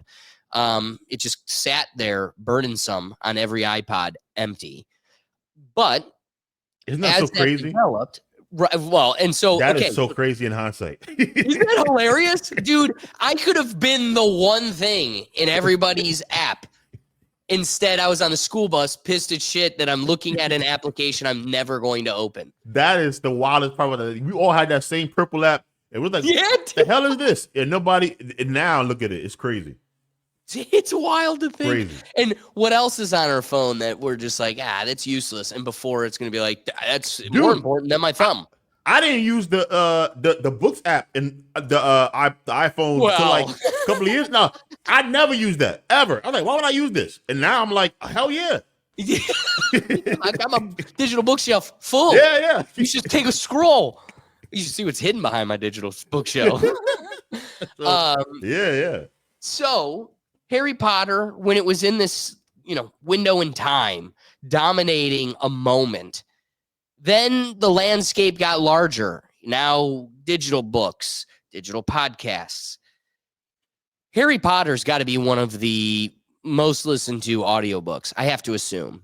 It's if it's not the most, it's up there with one of the most. It's definitely one of the most recognizable books of all time, and it's got to be up there with one of the highest consumed, I would think, in kind of any platform or any medium. Last that I saw, I think it was second to the Bible. Dude, okay, boom. Yeah. And I'm pretty sure you're right. Yeah. Because we reported like in 2024, ironically, about how Harry Potter was committing like $2 billion to developing a cinematic audiobook with Audible. And it's coming out in 2026. So we're halfway there. It's almost out now. And they got the series coming on HBO. You know what? I'm gonna put a pin in that. You and I can touch upon that. I'll be curious to get your thought. We got to nerd out a little bit in today's I know. episode. I got you. So I'm definitely going to touch upon that with you. But now you've got multiple series. You've got the book that people would wait outside for days. Now that's just like my records, dude. I love my vinyl records. I'm touching them much less than the Spotify that's playing the same song because I'm on the golf course, because I'm in my car. But I paid double for the new version of this just so I could say, look at, because we're birds. I like the flashy thing. I like to tuck it in my nest. I look at my physical record. So now the book more serves as a really awesome prop on my shelf, and I'm still probably going to consume the audiobook. Okay. They just put $2 billion into a cinematic audiobook. That would probably lead me to believe that the regular audiobook is gone. You're going to have a really sexy narrator voice, and then every single character is going to have an actor perform as Dumbledore himself. And I am Snape. Severus Snape. I've been saying this was the proper way to use audiobooks, though. Like, for fiction. If you got characters, make it a whole thing. Like, there should be rain in the background. I should feel like I'm listening to a movie. Right. Yeah. Oh, and that's going to be the future. Yeah. So again, I'm with you. when you get to when Harry Potter, we're in this limbo where it's just, you know, a nice Englishman reading you the book. Well, are you going to be less, you know, critical of the effective way of consuming the medium, ergo audio, when it's this cinematic experience that just puts you there? I am in the wizarding world. I mean, at some point, I'm looking at you going, you're the fool. You are putting yourself to sleep, boring through this. And what? You retained 2 more words of their spell? Like, the whole thing's unimportant to begin with, and I had a lot more fun and was a lot more relaxed. So where it's even going makes the old world that we project value into, because I don't think it is illuminating value on its own. We're doing all the heavy lifting. I'm trying to convince the world it's still got value. It's not doing the convincing for itself. In that case, when you look at explain that real quick. That you're trying to convince the world reading, dude, we just spent a solid 40 minutes wrestling a back and forth tug of war of, it's kind of an old dead technology and we're kind of losing it, but there's all this other value. I retain it better and I keep my mind sharp. But but reading, me and you are thinkers. Yeah. I'd like to think of myself as a philosopher at heart as well. Oh, definitely, That's not the majority of people. No. So when you look at the majority of people and they go, I'm not grabbing a book. I'm telling you, you go, I'm embarrassed to say, I probably didn't even fill up all fingers of my hand. I was so Your bad. whole audience that heard that was like, dude, mine's a fist. It's been a fist and it's staying a fist. It's a whopping 0. Yeah. So I'm saying we need to illuminate its value for it, it being reading itself. The conceptual concept, the concept of reading, I have to illuminate its value because it doesn't naturally do it itself. A teacher had to convince us reading was of value. You and I believed it. We saw the value in it. We grew with it. But there's a whole world of people that are surface level readers. They never really went beyond the forced reading they got from academics, no matter how far down academia they went. And they don't grab reading for itself. They only read 2 for $1, Doritos Locos Tacos for $5. That's it's the extent of my daily reading. Yeah. And so I look at that guy and I go, hey, I'm screaming from the hills, reading's still important. And they go, reading itself has not convinced me it's important. So you and I are doing that illuminating for it. We're going, no, it's important. But reading isn't convincing anybody it's important because audio, because video, soon the Neuralink, all these other facets are going to be more convincing, more enticing. I'm more valuable than reading. It's more illuminating. It's more attractive. It's got the attention. So the problem is, how are you going to convince your grandkid? I swear to God, if you just open the Chamber of Secrets, you'll love it. And she's like, I am going to throw on the VR set. Yeah. And I am going to watch the snake eat Harry. Period. You know what's so crazy about that? Grandpa. That you brought up? Because he's not lying. There's depending on what your age range of your listeners and watchers are, y'all don't understand what it was like in the middle of Harry Potter mania. I remember reading like the Order of Phoenix, having this book, and the book was like 800 pages, something like that. I'm reading it. I'm staying up late at night, like with a flashlight, reading underneath the covers. Like that's how captivated I was by her. I would bring the book with me to school, and then something about reading fiction and having your mind create the world that you're reading about. And part of me, why the movies were so good, was because they matched so much of what we thought about in our own minds. Like they got the casting just right and everything. But in my mind, the pictures I was painting, the way that, I was in my room reading, but I wasn't there no more. Like, that's what you're missing out on if you're not into books. And of course, I read way more nonfiction now than I do fiction. But I'm dipping my toe back into fiction, and it's again, it's like you like the a good writer, a good fiction writer, they're able to take you and draw you into their world and have your mind paint the picture where it don't even feel like reading no more. Well, and an interesting, like, dude, these are the things most logical people would just kind of not concede, not admit. But the purpose of the Rethink Tank is to be vulnerable, transparent, and honest. And being completely honest, if we're going to talk about Harry Potter, we're going to talk about that window in time. Here's Cruel Philosopher, somebody at the peak of this exercise, a difficult exercise that people begrudgingly go through anymore. People try to resist as much as they can. He's talking about the Order of the Phoenix is what? The 5th, the 6th chapter. He's well into the books at night, flashlight, reading this. I need to be honest with my experience now, especially because Harry Potter had a very real impact on the way I look at books, or really fictional stories that eventually become adaptations. Yeah. I'm going to write down holes, so that becomes a closing part of my point. But the movie holes? What? The whole holes? Put a pin in that. Put a pin in that. I'm going to close with holes. Filling all the holes, starting with Harry Potter. I watched The Sorcerer's Stone. Here's a wild concept that your American dumb mouth needs to chew, consume, and swallow.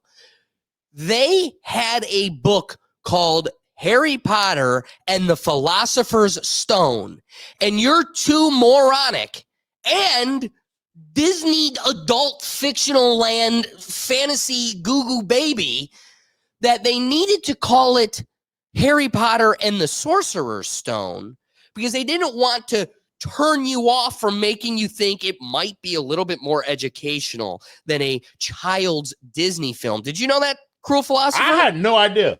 Oh, yeah. So the book in Europe, all of England, it's The Philosopher's Stone. And because America is a bunch of dumbasses, we needed to call it The Sorcerer's Stone. We got magic and spells and unicorns and shit over here. And they're like, oh, my God, sign me up. So that's already what the market looks at you as. Yeah. And guess what? It worked. They were right. Dumb it down for the American. They'll chew it and they'll swallow it. Okay. I wasn't a big Harry Potter guy at first. I wasn't a book guy. By the 3rd book, they're making a movie of the 1st book, and the craze is at its height. 2001 is when Harry Potter and the Sorcerer's Stone film was released. So in 2001, to keep in the wave of the hype, my dad's like, let's read it. You read it to me. So my sister, my mom, my dad were all in the bed, and I have to read this book aloud. Half of those words are made up by some transphobe, and I'm sitting here like chewing over it because in 2001, I was born in 1993. I'm 8 or 9 years old. So I'm a child, but I loved that book. And like you said, especially as a kid, there wasn't a lot else rumbling around up here. So I retained and hung on every word. Then I got a little crack of reality about how Hollywood works, or really just books are so much denser than a 2-hour film. At 8 years old, that isn't a compelling story. You're not convincing me. Make it 2 parts like you did the last movie. No. All right. But the piece I left with that really, again, I was 8, so this is a juvenile perspective. But at 8, I left everybody around us as we were leaving the theater was getting a kick out of this little kid ranting to his dad about all the good shit it left out. I'm like, how do you just show up and the troll is dead in the bathroom? We didn't even get to all the scene. And I'm rattling all these parts that were left out. Some would say, here's the Y in the road, kid. Which lane are you going to choose? And I chose the wrong one. So fall into just reflect on human nature. The why in the road was, all right, you don't like that the movie left out 30% of the story, 30% that you found somewhat valuable. So you either now decide I have to read every book that's turned into a movie to get its true intent and the full picture, or you can be God's damned human flawed species and take the very human lazy route and go, well, then I'm just only watching the movies because I'm going to be heartbroken every time and it's going to be a completely different story. We see that all the time when movies get adapted. Let me close my thought out with Holes. So in second grade, I read Holes. At the end of the school year, the movie comes out. Again, divine timing. And it was one of the greatest books. Guess what? Huckleberry Finn, all the other dumb shit an English teacher made me read, don't remember them. I was literally talking to my dad about this recently because I'm working with an author who's a Mark Twain. She did like a biography on Mark Twain and a lot of his work, and I want to learn more. At the same time, I'm like, Dad, which are his books? And he's like, I don't know. And we're confusing them. It's like they've all like become a like just a giant, I don't know, blob of stories. I really don't remember all the details. Gadsby, it's all just one big blah. But I remember bits of it. It was also a good exercise for me to read. But Holes stood with me the most, stood the test of time of all these forgotten books and stories and authors, because it was a real impactful book. Like the book inside itself, to a kid, it resonates with a second grader as much as it resonates with a 25-year-old. Phenomenal book. Phenomenal. And book. the fact that the movie did it so much justice, I thought it really, I mean, singing the songs in the car to like every element of that story was hit. And again, you've heard my narrative before. I feel I grew up in an age where we conquered racism, and then we got pissed that it was actually building community against people we needed to control. So we had to retrain racism back into them. But like, there's a story that pushed the transcending of those lines. You didn't need to make Stanley Yelnats a black woman for me to walk away with the power of the racial message that was just touched upon. It wasn't the focal point. It wasn't even the story, but it had a huge impact. In fact, if you're going to say there was any liberal bullshit agenda that found itself in a movie 25 years ago, it was the blurring of Zero's background, right? Zero was never like a culturally ambiguous kid from a culturally ambiguous grandma, and that kind of played there. You also didn't need to make her full-blown black, full-blown Asian. It was just kind of there. Yeah. And you also didn't need to say, look at this black kid Zero becoming best friends with the main character who's now a black woman, Stanley Yelnats. No. And you know why I didn't look at like the guy I share the screen with right now as someone different than me? Because I watched stories that didn't make these characters different from each other. And so here we just had a full dialogue about a movie and a book that holds a lot of social influence, a lot of impact on my life, your life. We lived them totally separate from each other in different states, in different communities, but it had an impact on both of us in two different mediums. And I do believe the reason Holes is one of the strongest examples we could draw upon in this conversation is because it stayed the truest to the book. So here was the most effective way of consuming a story, and it still stayed true to the dense meat. That's why I like the movie. Like, the reason why I like the movie was because, like you, I read the book first. I think most kids read the book first before the movie came out. Yeah. And then you watch the movie. Hey, I love the song "Digging Up Some Hoe." That was my song growing up. I still bump that now. Yeah.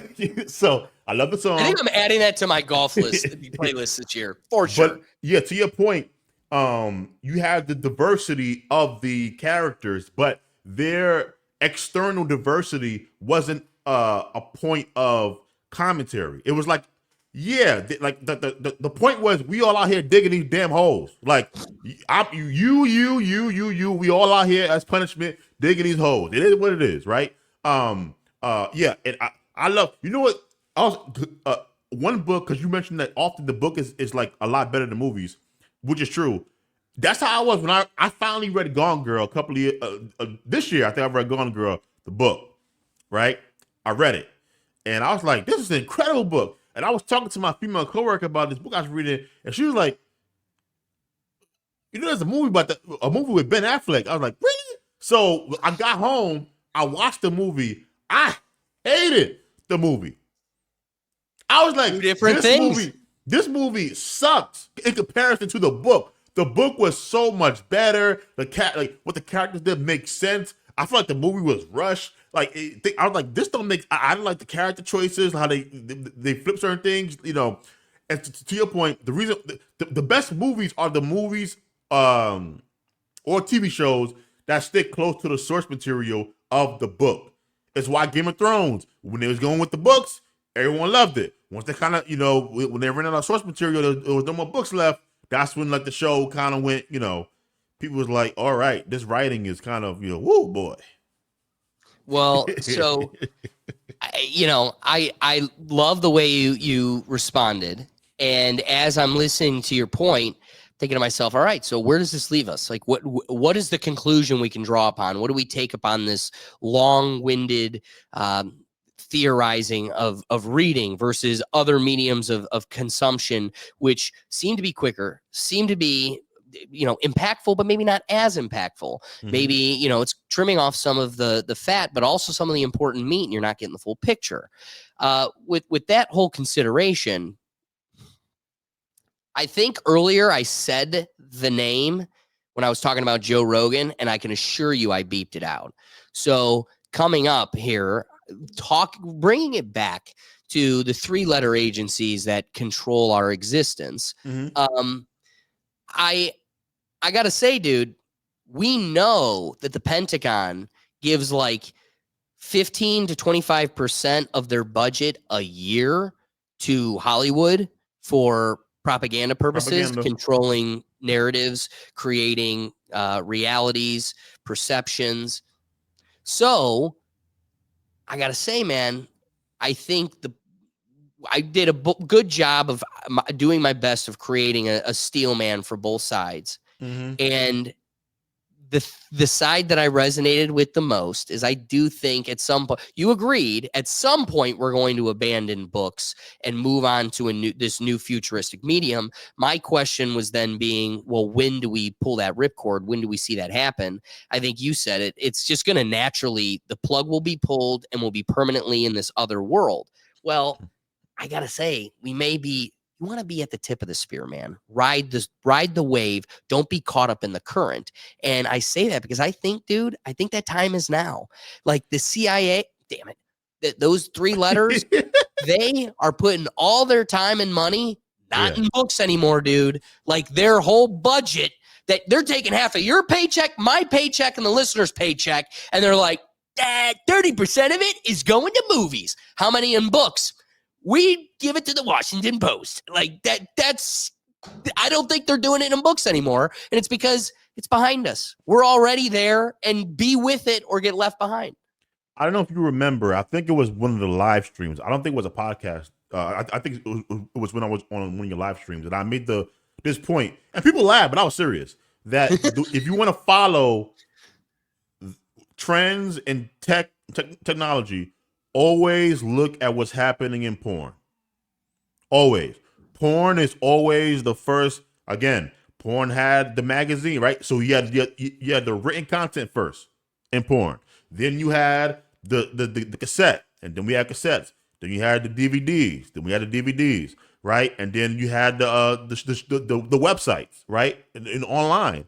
So whenever you see porn, and porn already started with like the 3D porn, the glasses and everything, right? So porn is the guide to what is going to happen everywhere else. Again, people talk about the porn industry, and I'm not pro or anti the porn industry. What I will tell you is the porn industry is very, very innovative because they're looking to try to, okay, what's next? What's next? What's next? They're driven by what's next in ways in which, regular Hollywood and, entertainment is not, they're not driven in the same way, right? Porn is always looking for, okay, what are new ways that I can make people horny and get their money? That's all all day long. They think about it 24/7. Porn is the way. And so, me and you are right here that, it's going to happen gradually. It's going to happen out of nowhere. It's kind of already happening in a way. Like, look at music, right? You used to be able to buy actual records. To your point, vinyls, right? We go from vinyls to smaller vinyls. From smaller vinyls to CDs. From CDs, no, we had tapes. Right? Then from tapes, we had CDs, right? From CDs, what happened? We had MP3 players where you had to either buy the music file or, I'm not proud of this, you go to like LimeWire or whatever and just illegally download I'm proud of right? that. Yeah. But take it to the bank. Statute of limitations and charge a minor. I did it with a smile. Yeah. And a whole lot of computer bugs. That was my dad's problem. Yeah, but you owned the music. Think about it. It was yours. Once it was on your computer, it belonged to you. Own it. I possessed it. Yeah, but it's yours. No one could take it away from you. It was in your possession. Then what happened? Streaming, right? We signed up to pay for a subscription, and you could download it on your phone. But again, it gets taken away. Like, if they get rid of the song on the streaming, it's gone, right? So we all signed up and we don't remember it. We signed up for never owning something, but paying to access it. You will own nothing and be happy. And here's the tricky part. Oh, what a freaky part, right? If you look at like certain movies and stuff, they've already gone and started to change certain things in previous movies. Like, there was a clip from Lilo and Stitch where they showed how, it's on Disney Plus, but they went and they changed one of the scenes in the movie about like because it was dangerous. I think it showed like one of the kids get into like a washing machine and they changed that scene. The Home Alones, I think they've gone back and like gotten rid of Donald Trump in them, right? Yeah, so Lilo and Stitch, they got rid of the plane crashing into the building because of 9/11. Yeah, so they're already going back. Again, if you own something, those things are there forever. If you don't own it, they can go in, make changes. We just spoke about memory not being all reliable. You'll forget things that used to be. Even like, I think something different about this film, and it changes that fast. So I've actually been thinking about and doing more of this, of actually buying things. Like, everyone knows, I bought my Dragon Ball Z collection. I got the whole DVD set. Where it's inconvenient, but I'm so concerned that we are headed to a time where we're expected not to own things, and this goes into the books and the writing, right? If you wrote something down on like a paper, or if you typed it and printed it out, it exists in the world. No one can get rid of it. No one can take, like, of course they can burn it and stuff, right? But for a fact, I did this. If that goes away, does it exist? Here's the thing, dude. What's crazy is you still, like, not to just totally devolve back into like reading is the lens of like picking up the light of symbols on a piece of paper. Mm-hmm. But you say you write it down, no one can take it away from you. Totally sidebar that I promise we'll come back to this. I'm scrolling on TikTok and there's this WWE wrestler who, and I'm going to toe this line lightly so I don't cause any triggers in the algorithm. The guy goes on the dark web and he's surfing a website with shoes that have red splashes all over them, buys the pair of shoes, and they come with a VHS, right? So you're kind of filling in the blank of like, shoes are covered in red splatters, and I'm assuming this is a video of how those red splatters got there, but who knows? So here's like a well-off WWE wrestler that's trying to, drum up some content. Like, is this BS? I've been reading on it. It seems like, there's a potential that this is like a phony website and the thing was just for show. Could be. But it had a lot of people captivated. But again, the WWE is totally fake. So what's to believe like some content creator for them isn't trying to drum up some, and he got our attention. He's got me talking about him, right? But what totally side piece to this whole escapade was him trying to hunt down a VHS that could play this video. So let's say you own, let's just say in Snow White, it's this whole story of like the girl runs away, gets lost in the woods, you know, gets taken care of by 7 dwarfs. But part of the story was she like drop kicks a dwarf and now there's only 6. Like, if that's one of them, yeah, and you have the OG, and then Walt Disney walks in and he's like, I'm not going to make her black yet, but I'm going to get rid of the drop kicking of the dwarf. I just find that wrong.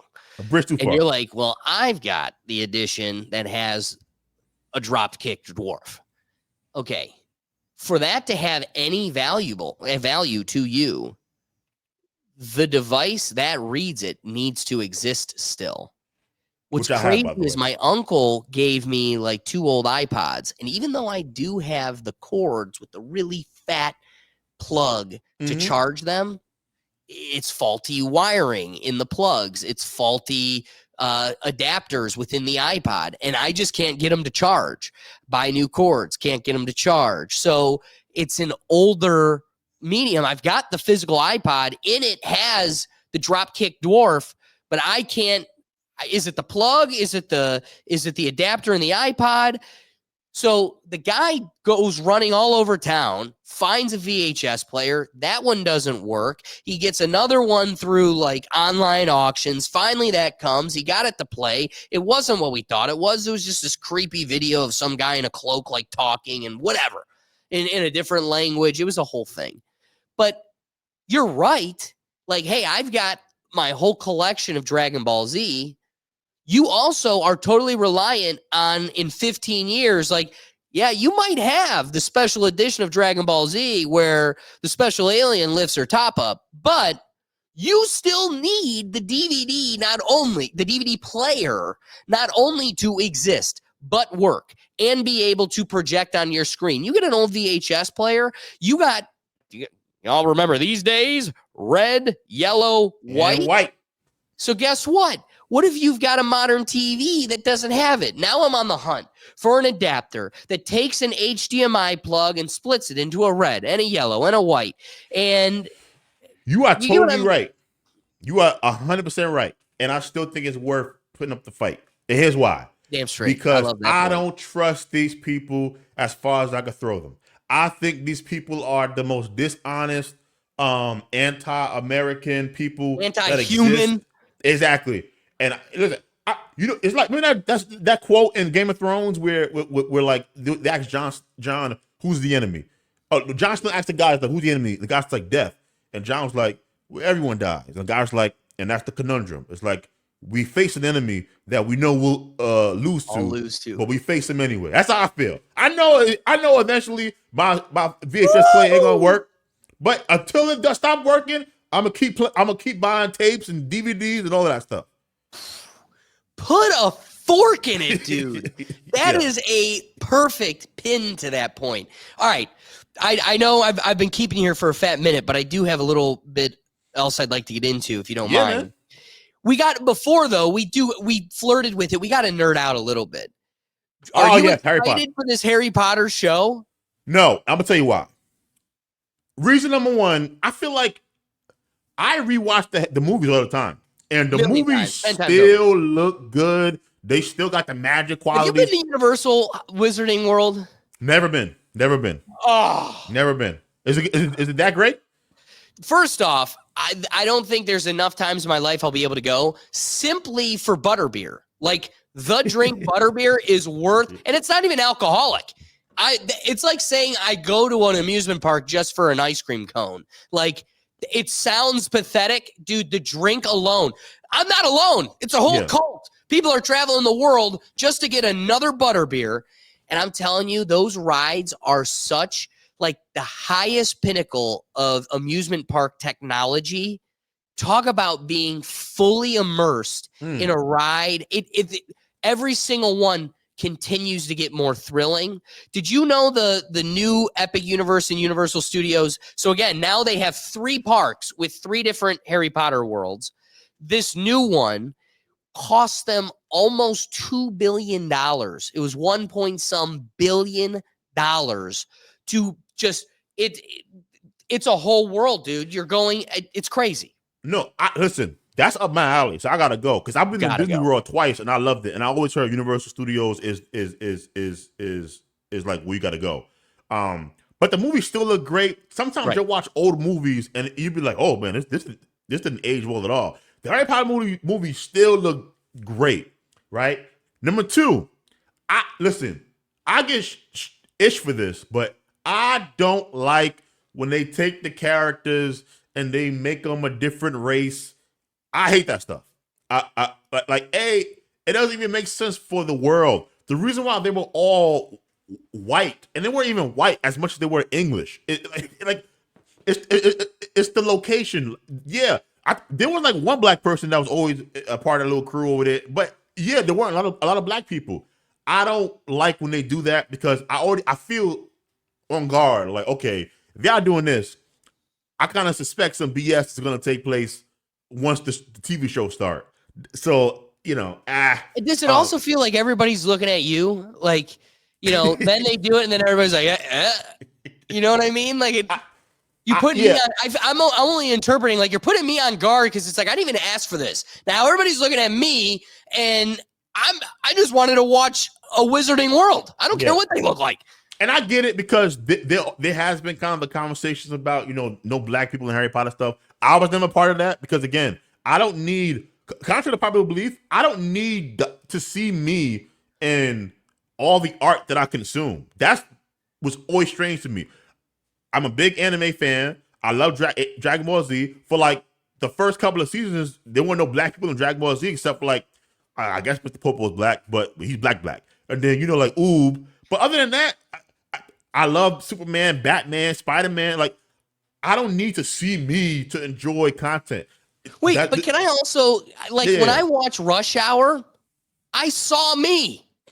Why do they have to have, what spectrum of melanin includes and then discludes me? I saw me and Chris Tucker. I saw me and Jackie Chan. Right when I got annoyed with my, rambunctious friend, I related to Jackie Chan. When I was the rambunctious friend, I related to Chris Tucker. Like, at some point, it's like these characteristics are so immutable. Like that, Google it as I'm saying it to you, listener. Google immutable. That definition is what I'm plugging into this point. So irrelevant that, for you to say that's what I'm finding my value in, it's like, so you're telling me the important thing for society is for them to find value in something that is totally valueless.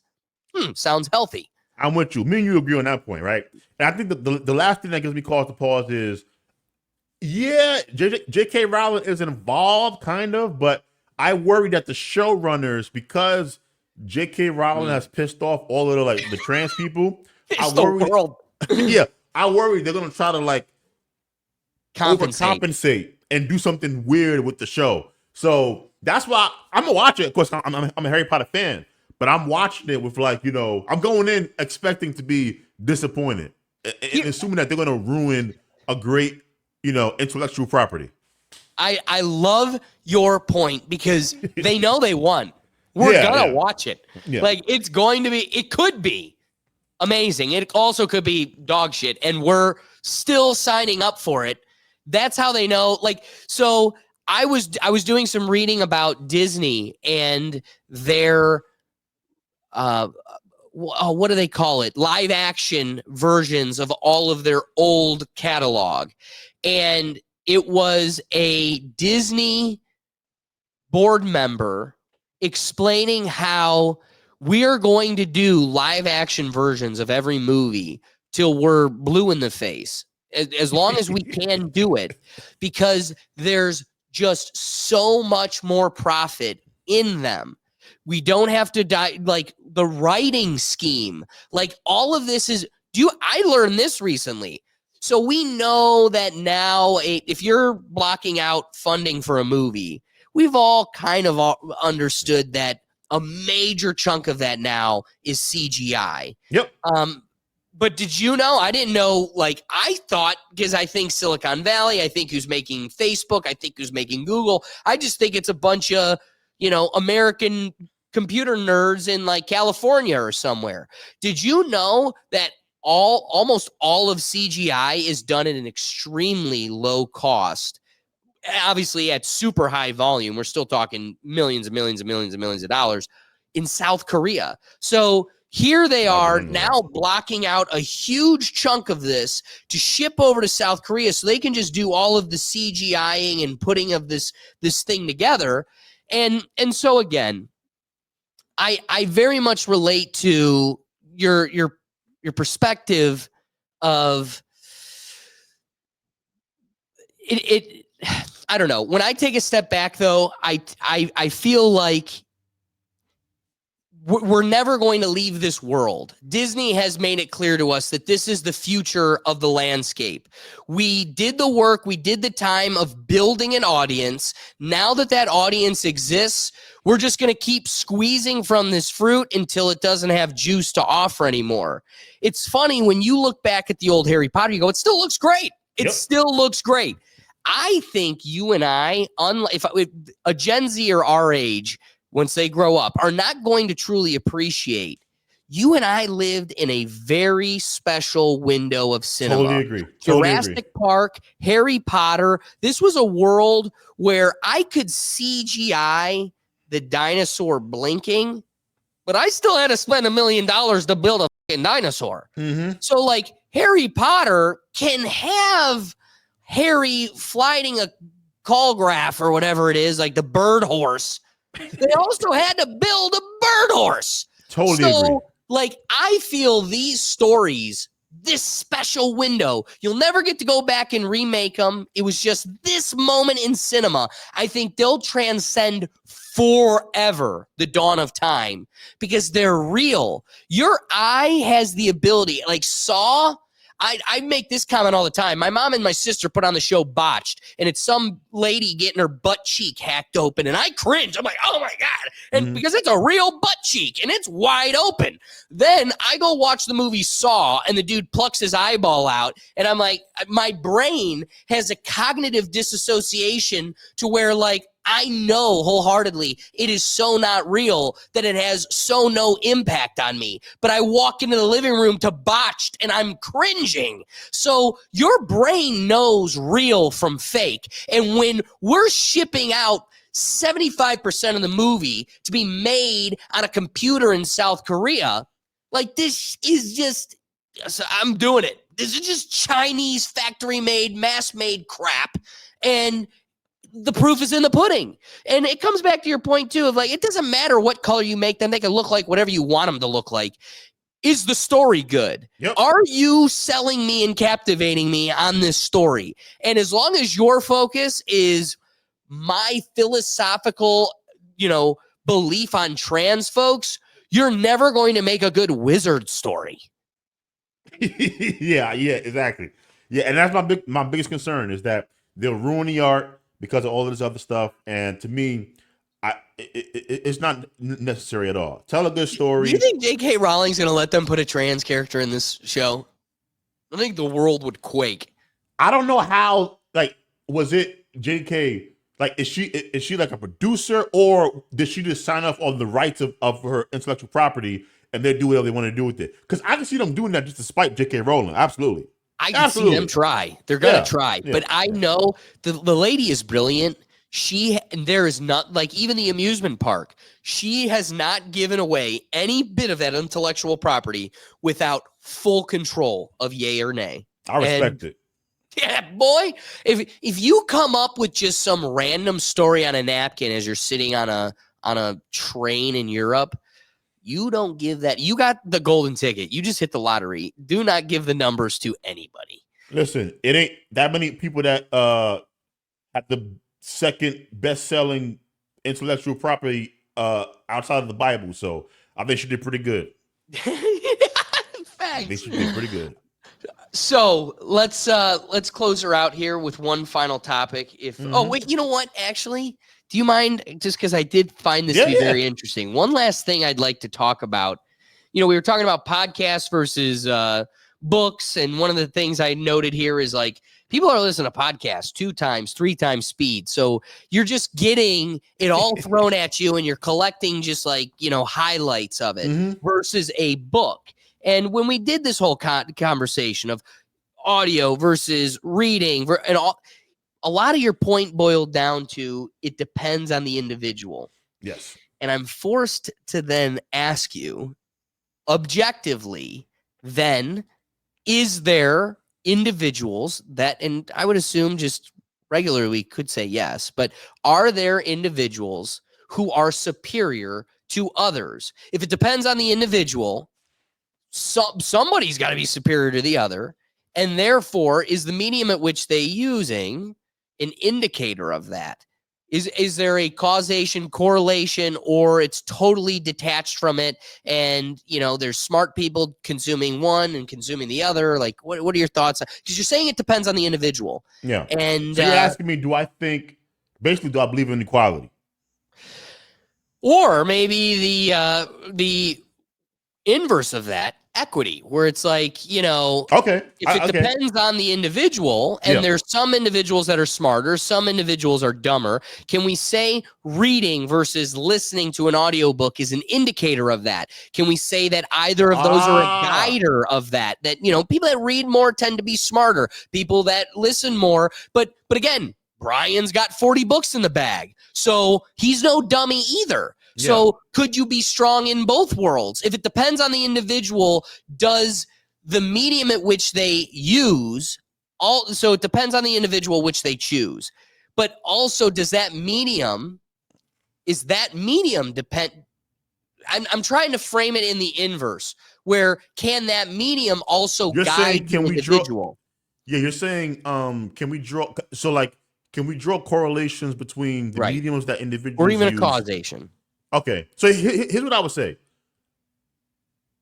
From a philosophical standpoint, I don't know whether or not I think all people are equal, and I say that because I guess it would boil down to, do I think we all have the same value? And my gut instinct is no, but it would kind of depend on what am I valuing at the time. For example,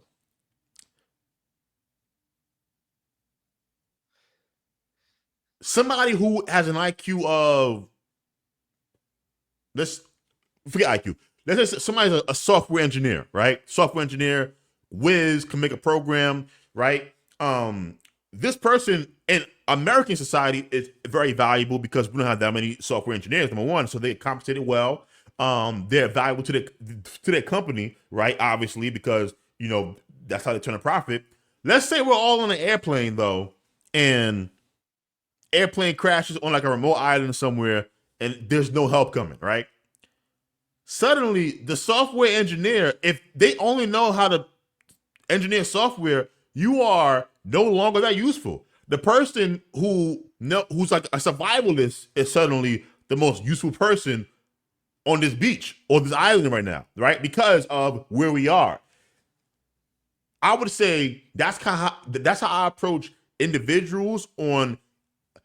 I may not think that someone is innately inferior to somebody else, though I value personally intelligence. I value personally discipline. I value personally, people who have certain morals and values, and I value them more than I do other individuals. But someone else who has a different value system can have the exact opposite. Now, I do think, though, as it pertains to the mediums of how we consume information, I would say right now, though, most people who can read very well, unless they're deaf, they can listen. But the person who can listen to audiobooks, they might not be able to read. Right. Right. So one person can do 2 things. Interesting. The other person can only do 1 thing well.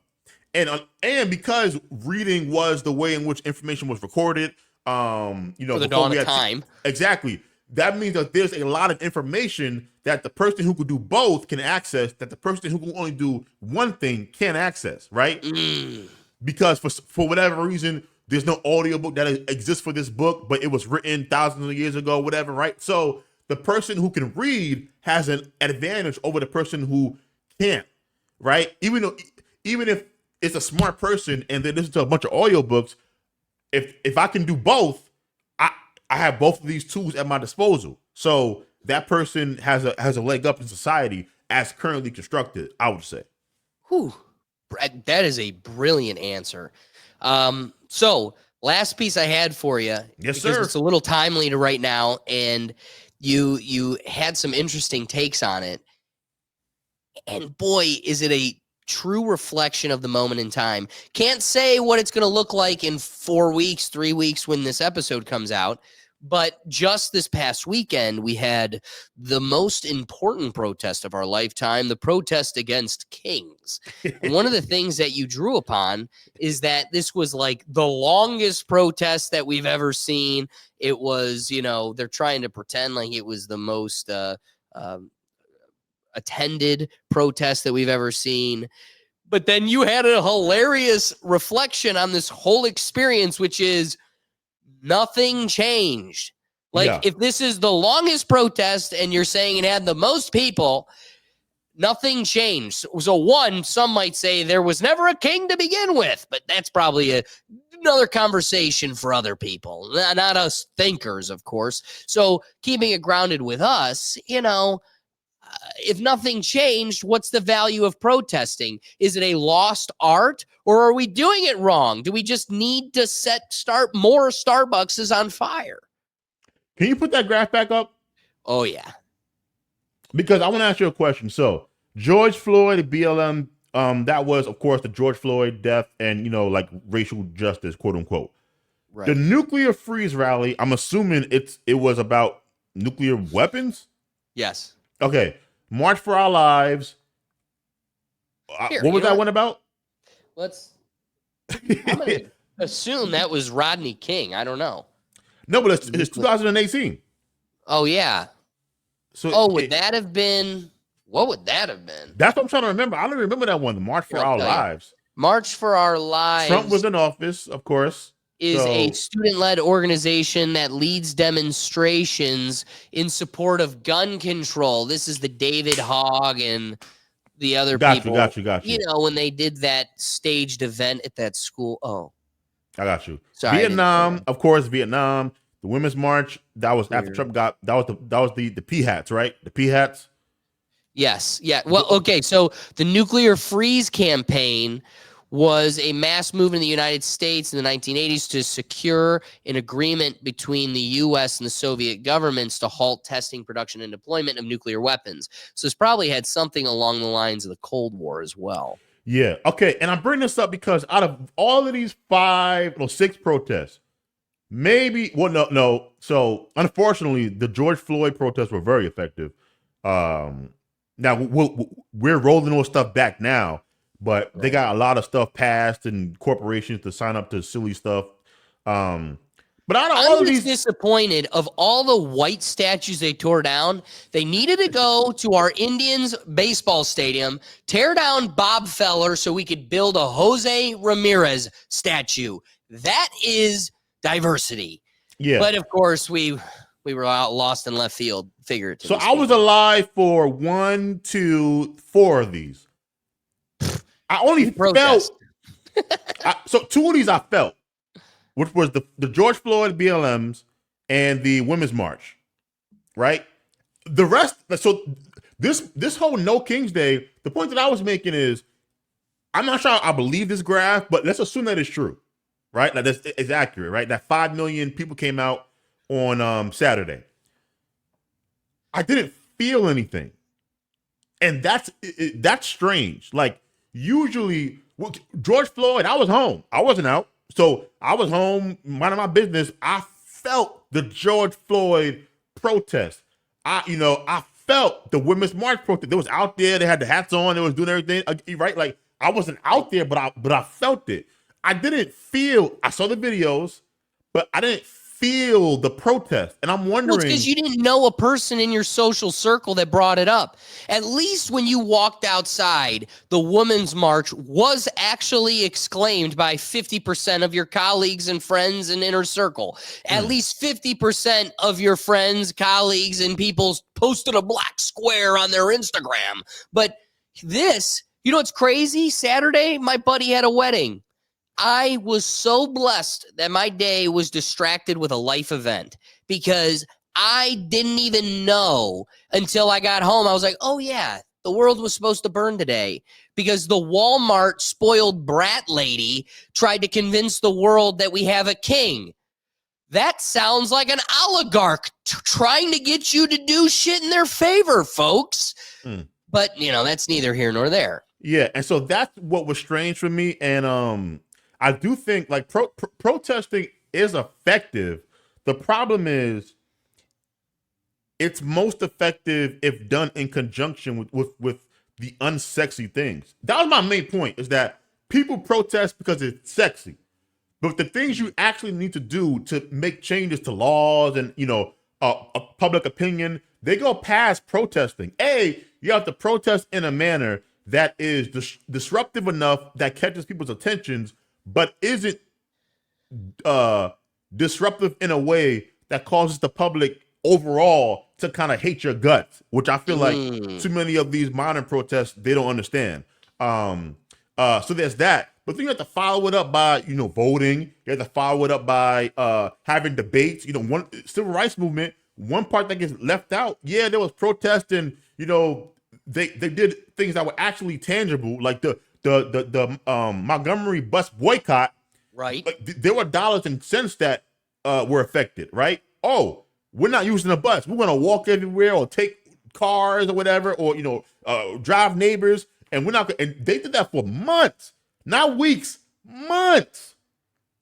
And they lost revenue month after month after month. And so there was a bottom line that was affected.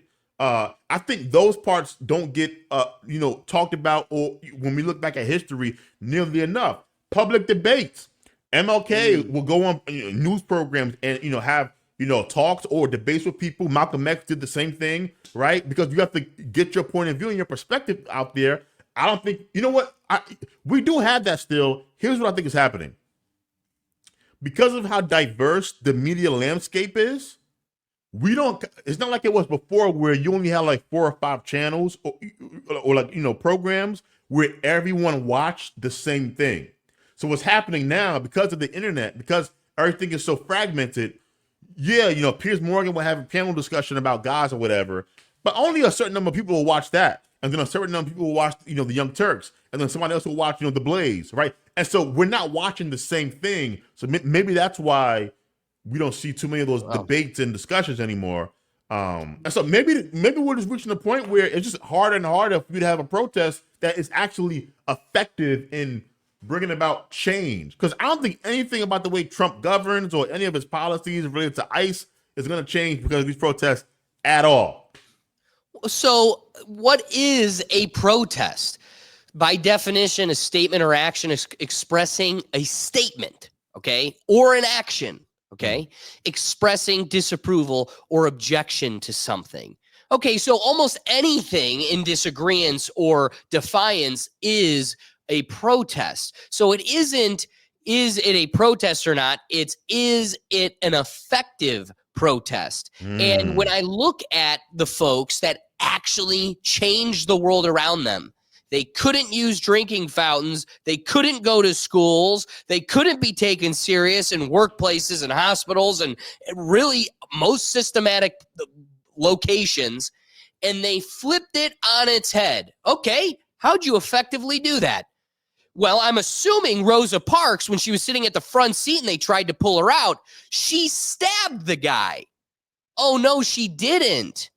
Oh, no, she played the martyr. She got arrested. She highlighted for the rest of the world what true victimhood looks like.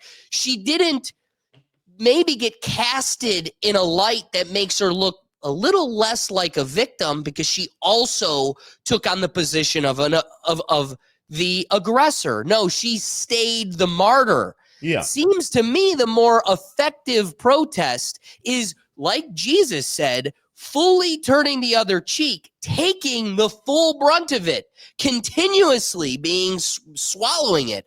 Because it's not that I'm saying you need to take your beating. What I'm trying to say is it's more effective to the compromised audience you're trying to convince, rather than becoming an aggressor against them. Now they're on the defensive versus sitting back neutrally, reflecting upon the lack of humanity around your situation. Yeah. So while Martin Luther King was victorious and Malcolm X, victorious in powerful debates, they also did it as the martyr. Martin Luther King had some of his most effective writings from a jail cell. You couldn't convince a single Black Lives Matter person, while they're taking all of your donations and buying $100 million homes, you can't convince that person to be the martyr. They're at war. They have now totally preceded the aggressor. You're more aggressive. But back to the Rosa Parks thing. You're not even fighting the cop trying to pull you off the bus. You're blowing up the whole bus, going, why are the rest of the passengers not getting on board with my message? It's because you're now the problem. Yeah. So I also think it's not that protesting doesn't work. It's that we have forgotten what effective protesting is. All of this is protesting. And it really does come down to vote with your views, vote with your dollars, turn the other cheek, be the martyr, and only strengthen your position. Because anything adverse to that is going to be adverse to your message. Yeah, just to put a button on your point there, I'm not opposed to violent protesting, but to your point, like, if you're gonna get violent, kind of like, for example, when you know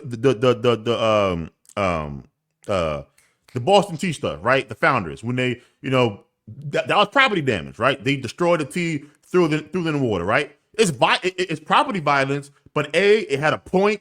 It was about a specific, you know, good service, right? It didn't inconvenience anybody, and so that's what I mean when I say, you know, like to your point about we don't know how to protest, and again, I think that we have all the tools now where we don't have to do violent property damage protests anymore, right? But if you're gonna do it the way they did it, effectively.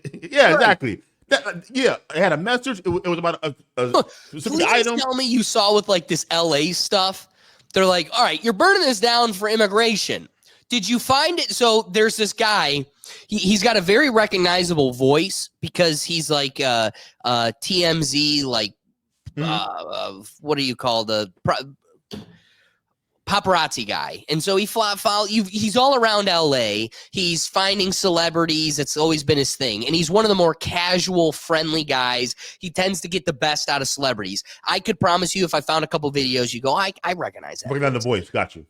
So here's a guy that has lived his whole, you know, paparazzi career in LA. Now they're doing these riots and he's walking through the street and here's I'm not even going to opine upon it. You can just put the image in your head. A stereotypical white liberal chick with a mask on, walking around, spray painting shit.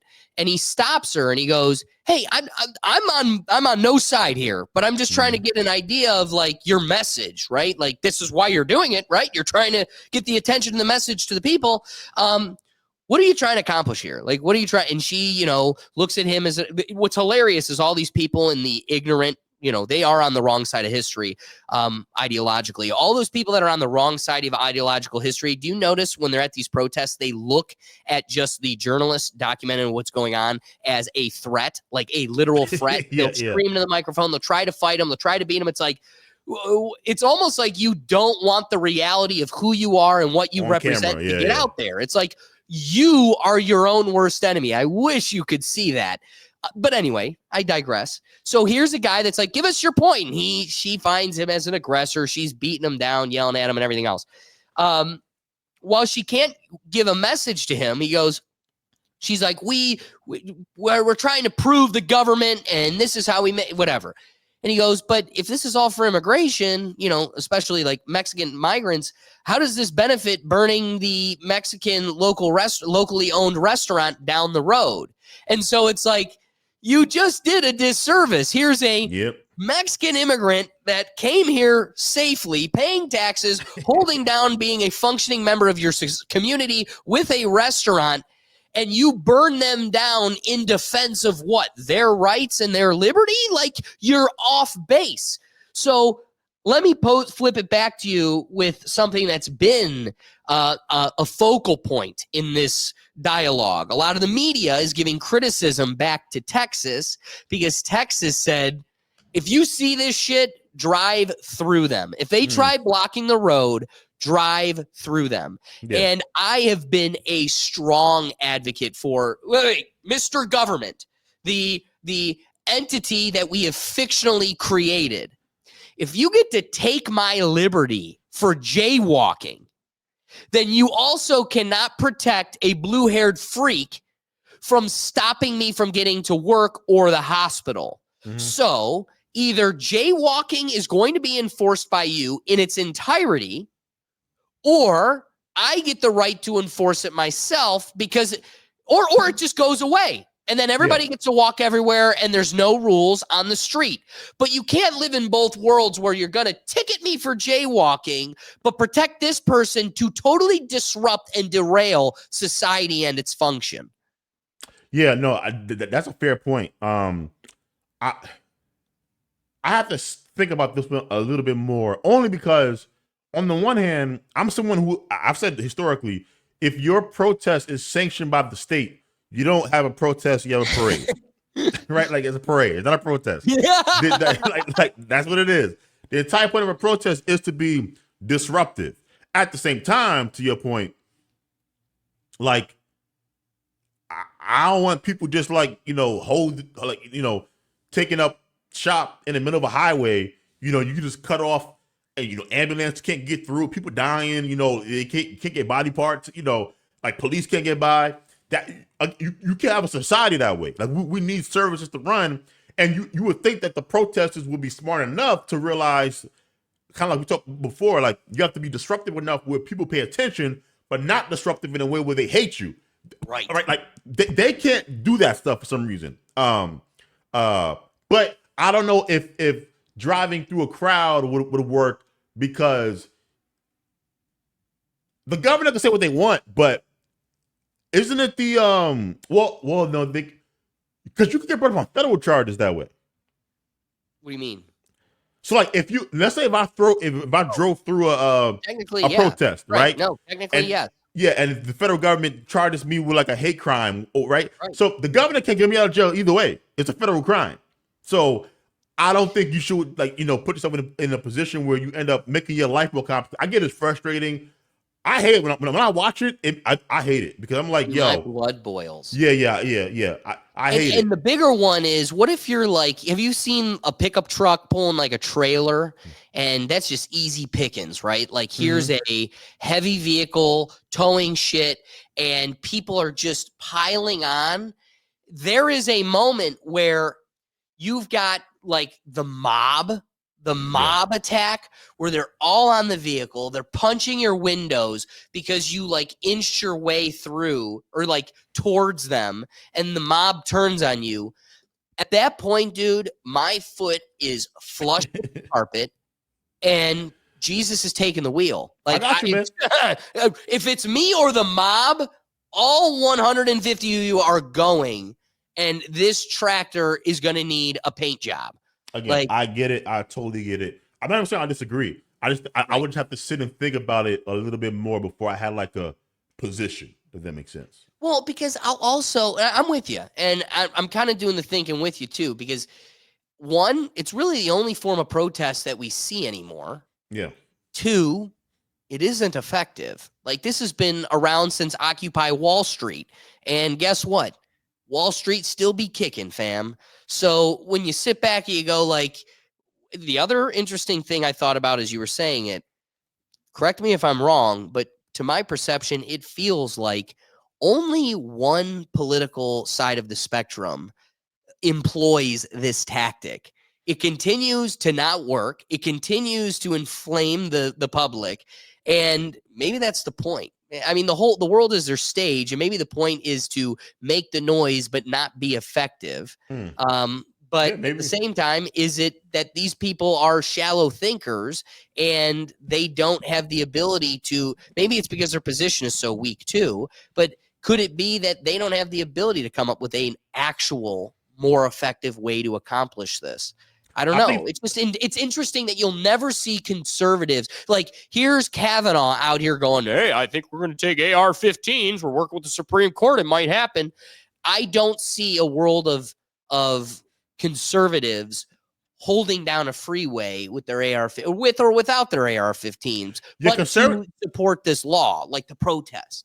Yeah, Republicans and conservatives, they do more like ballot box and with your dollar bills. Well, yeah, but they also march. Like if you remember the what, Charlottesville? Yeah, right, like yeah, like they'll march. Another one that strikes me as a play, by the way. But where are those guys today? I'm sold on the fact that those people are out there, right? They're still here. Dude, as one of the evil whites that you've been stuck having to talk to, I truly don't believe they exist. I've got the friend that, you're on Xbox and he slips the N-word. He has never grabbed a torch in his life, but also you could go, but dude, you're also not a piece of shit. And so it's ignorant of me to believe that I'm sitting here rubbing shoulders with every piece of shit. Like I'm not that blind to myself to realize birds of a feather, I'm not roaming with assholes, but I don't see those guys. No, I got you. Yeah, my only point was no, just right. That, I know, but I feel like a lot of this is fictionalized, just like the liberal shit. I think that, like, George Soros drops off 10 pallets of bricks. I don't think they were initially planning on stoning the local courthouse. It just developed that way. Yeah. I got you. Sorry. No, you good. Yeah, that's again,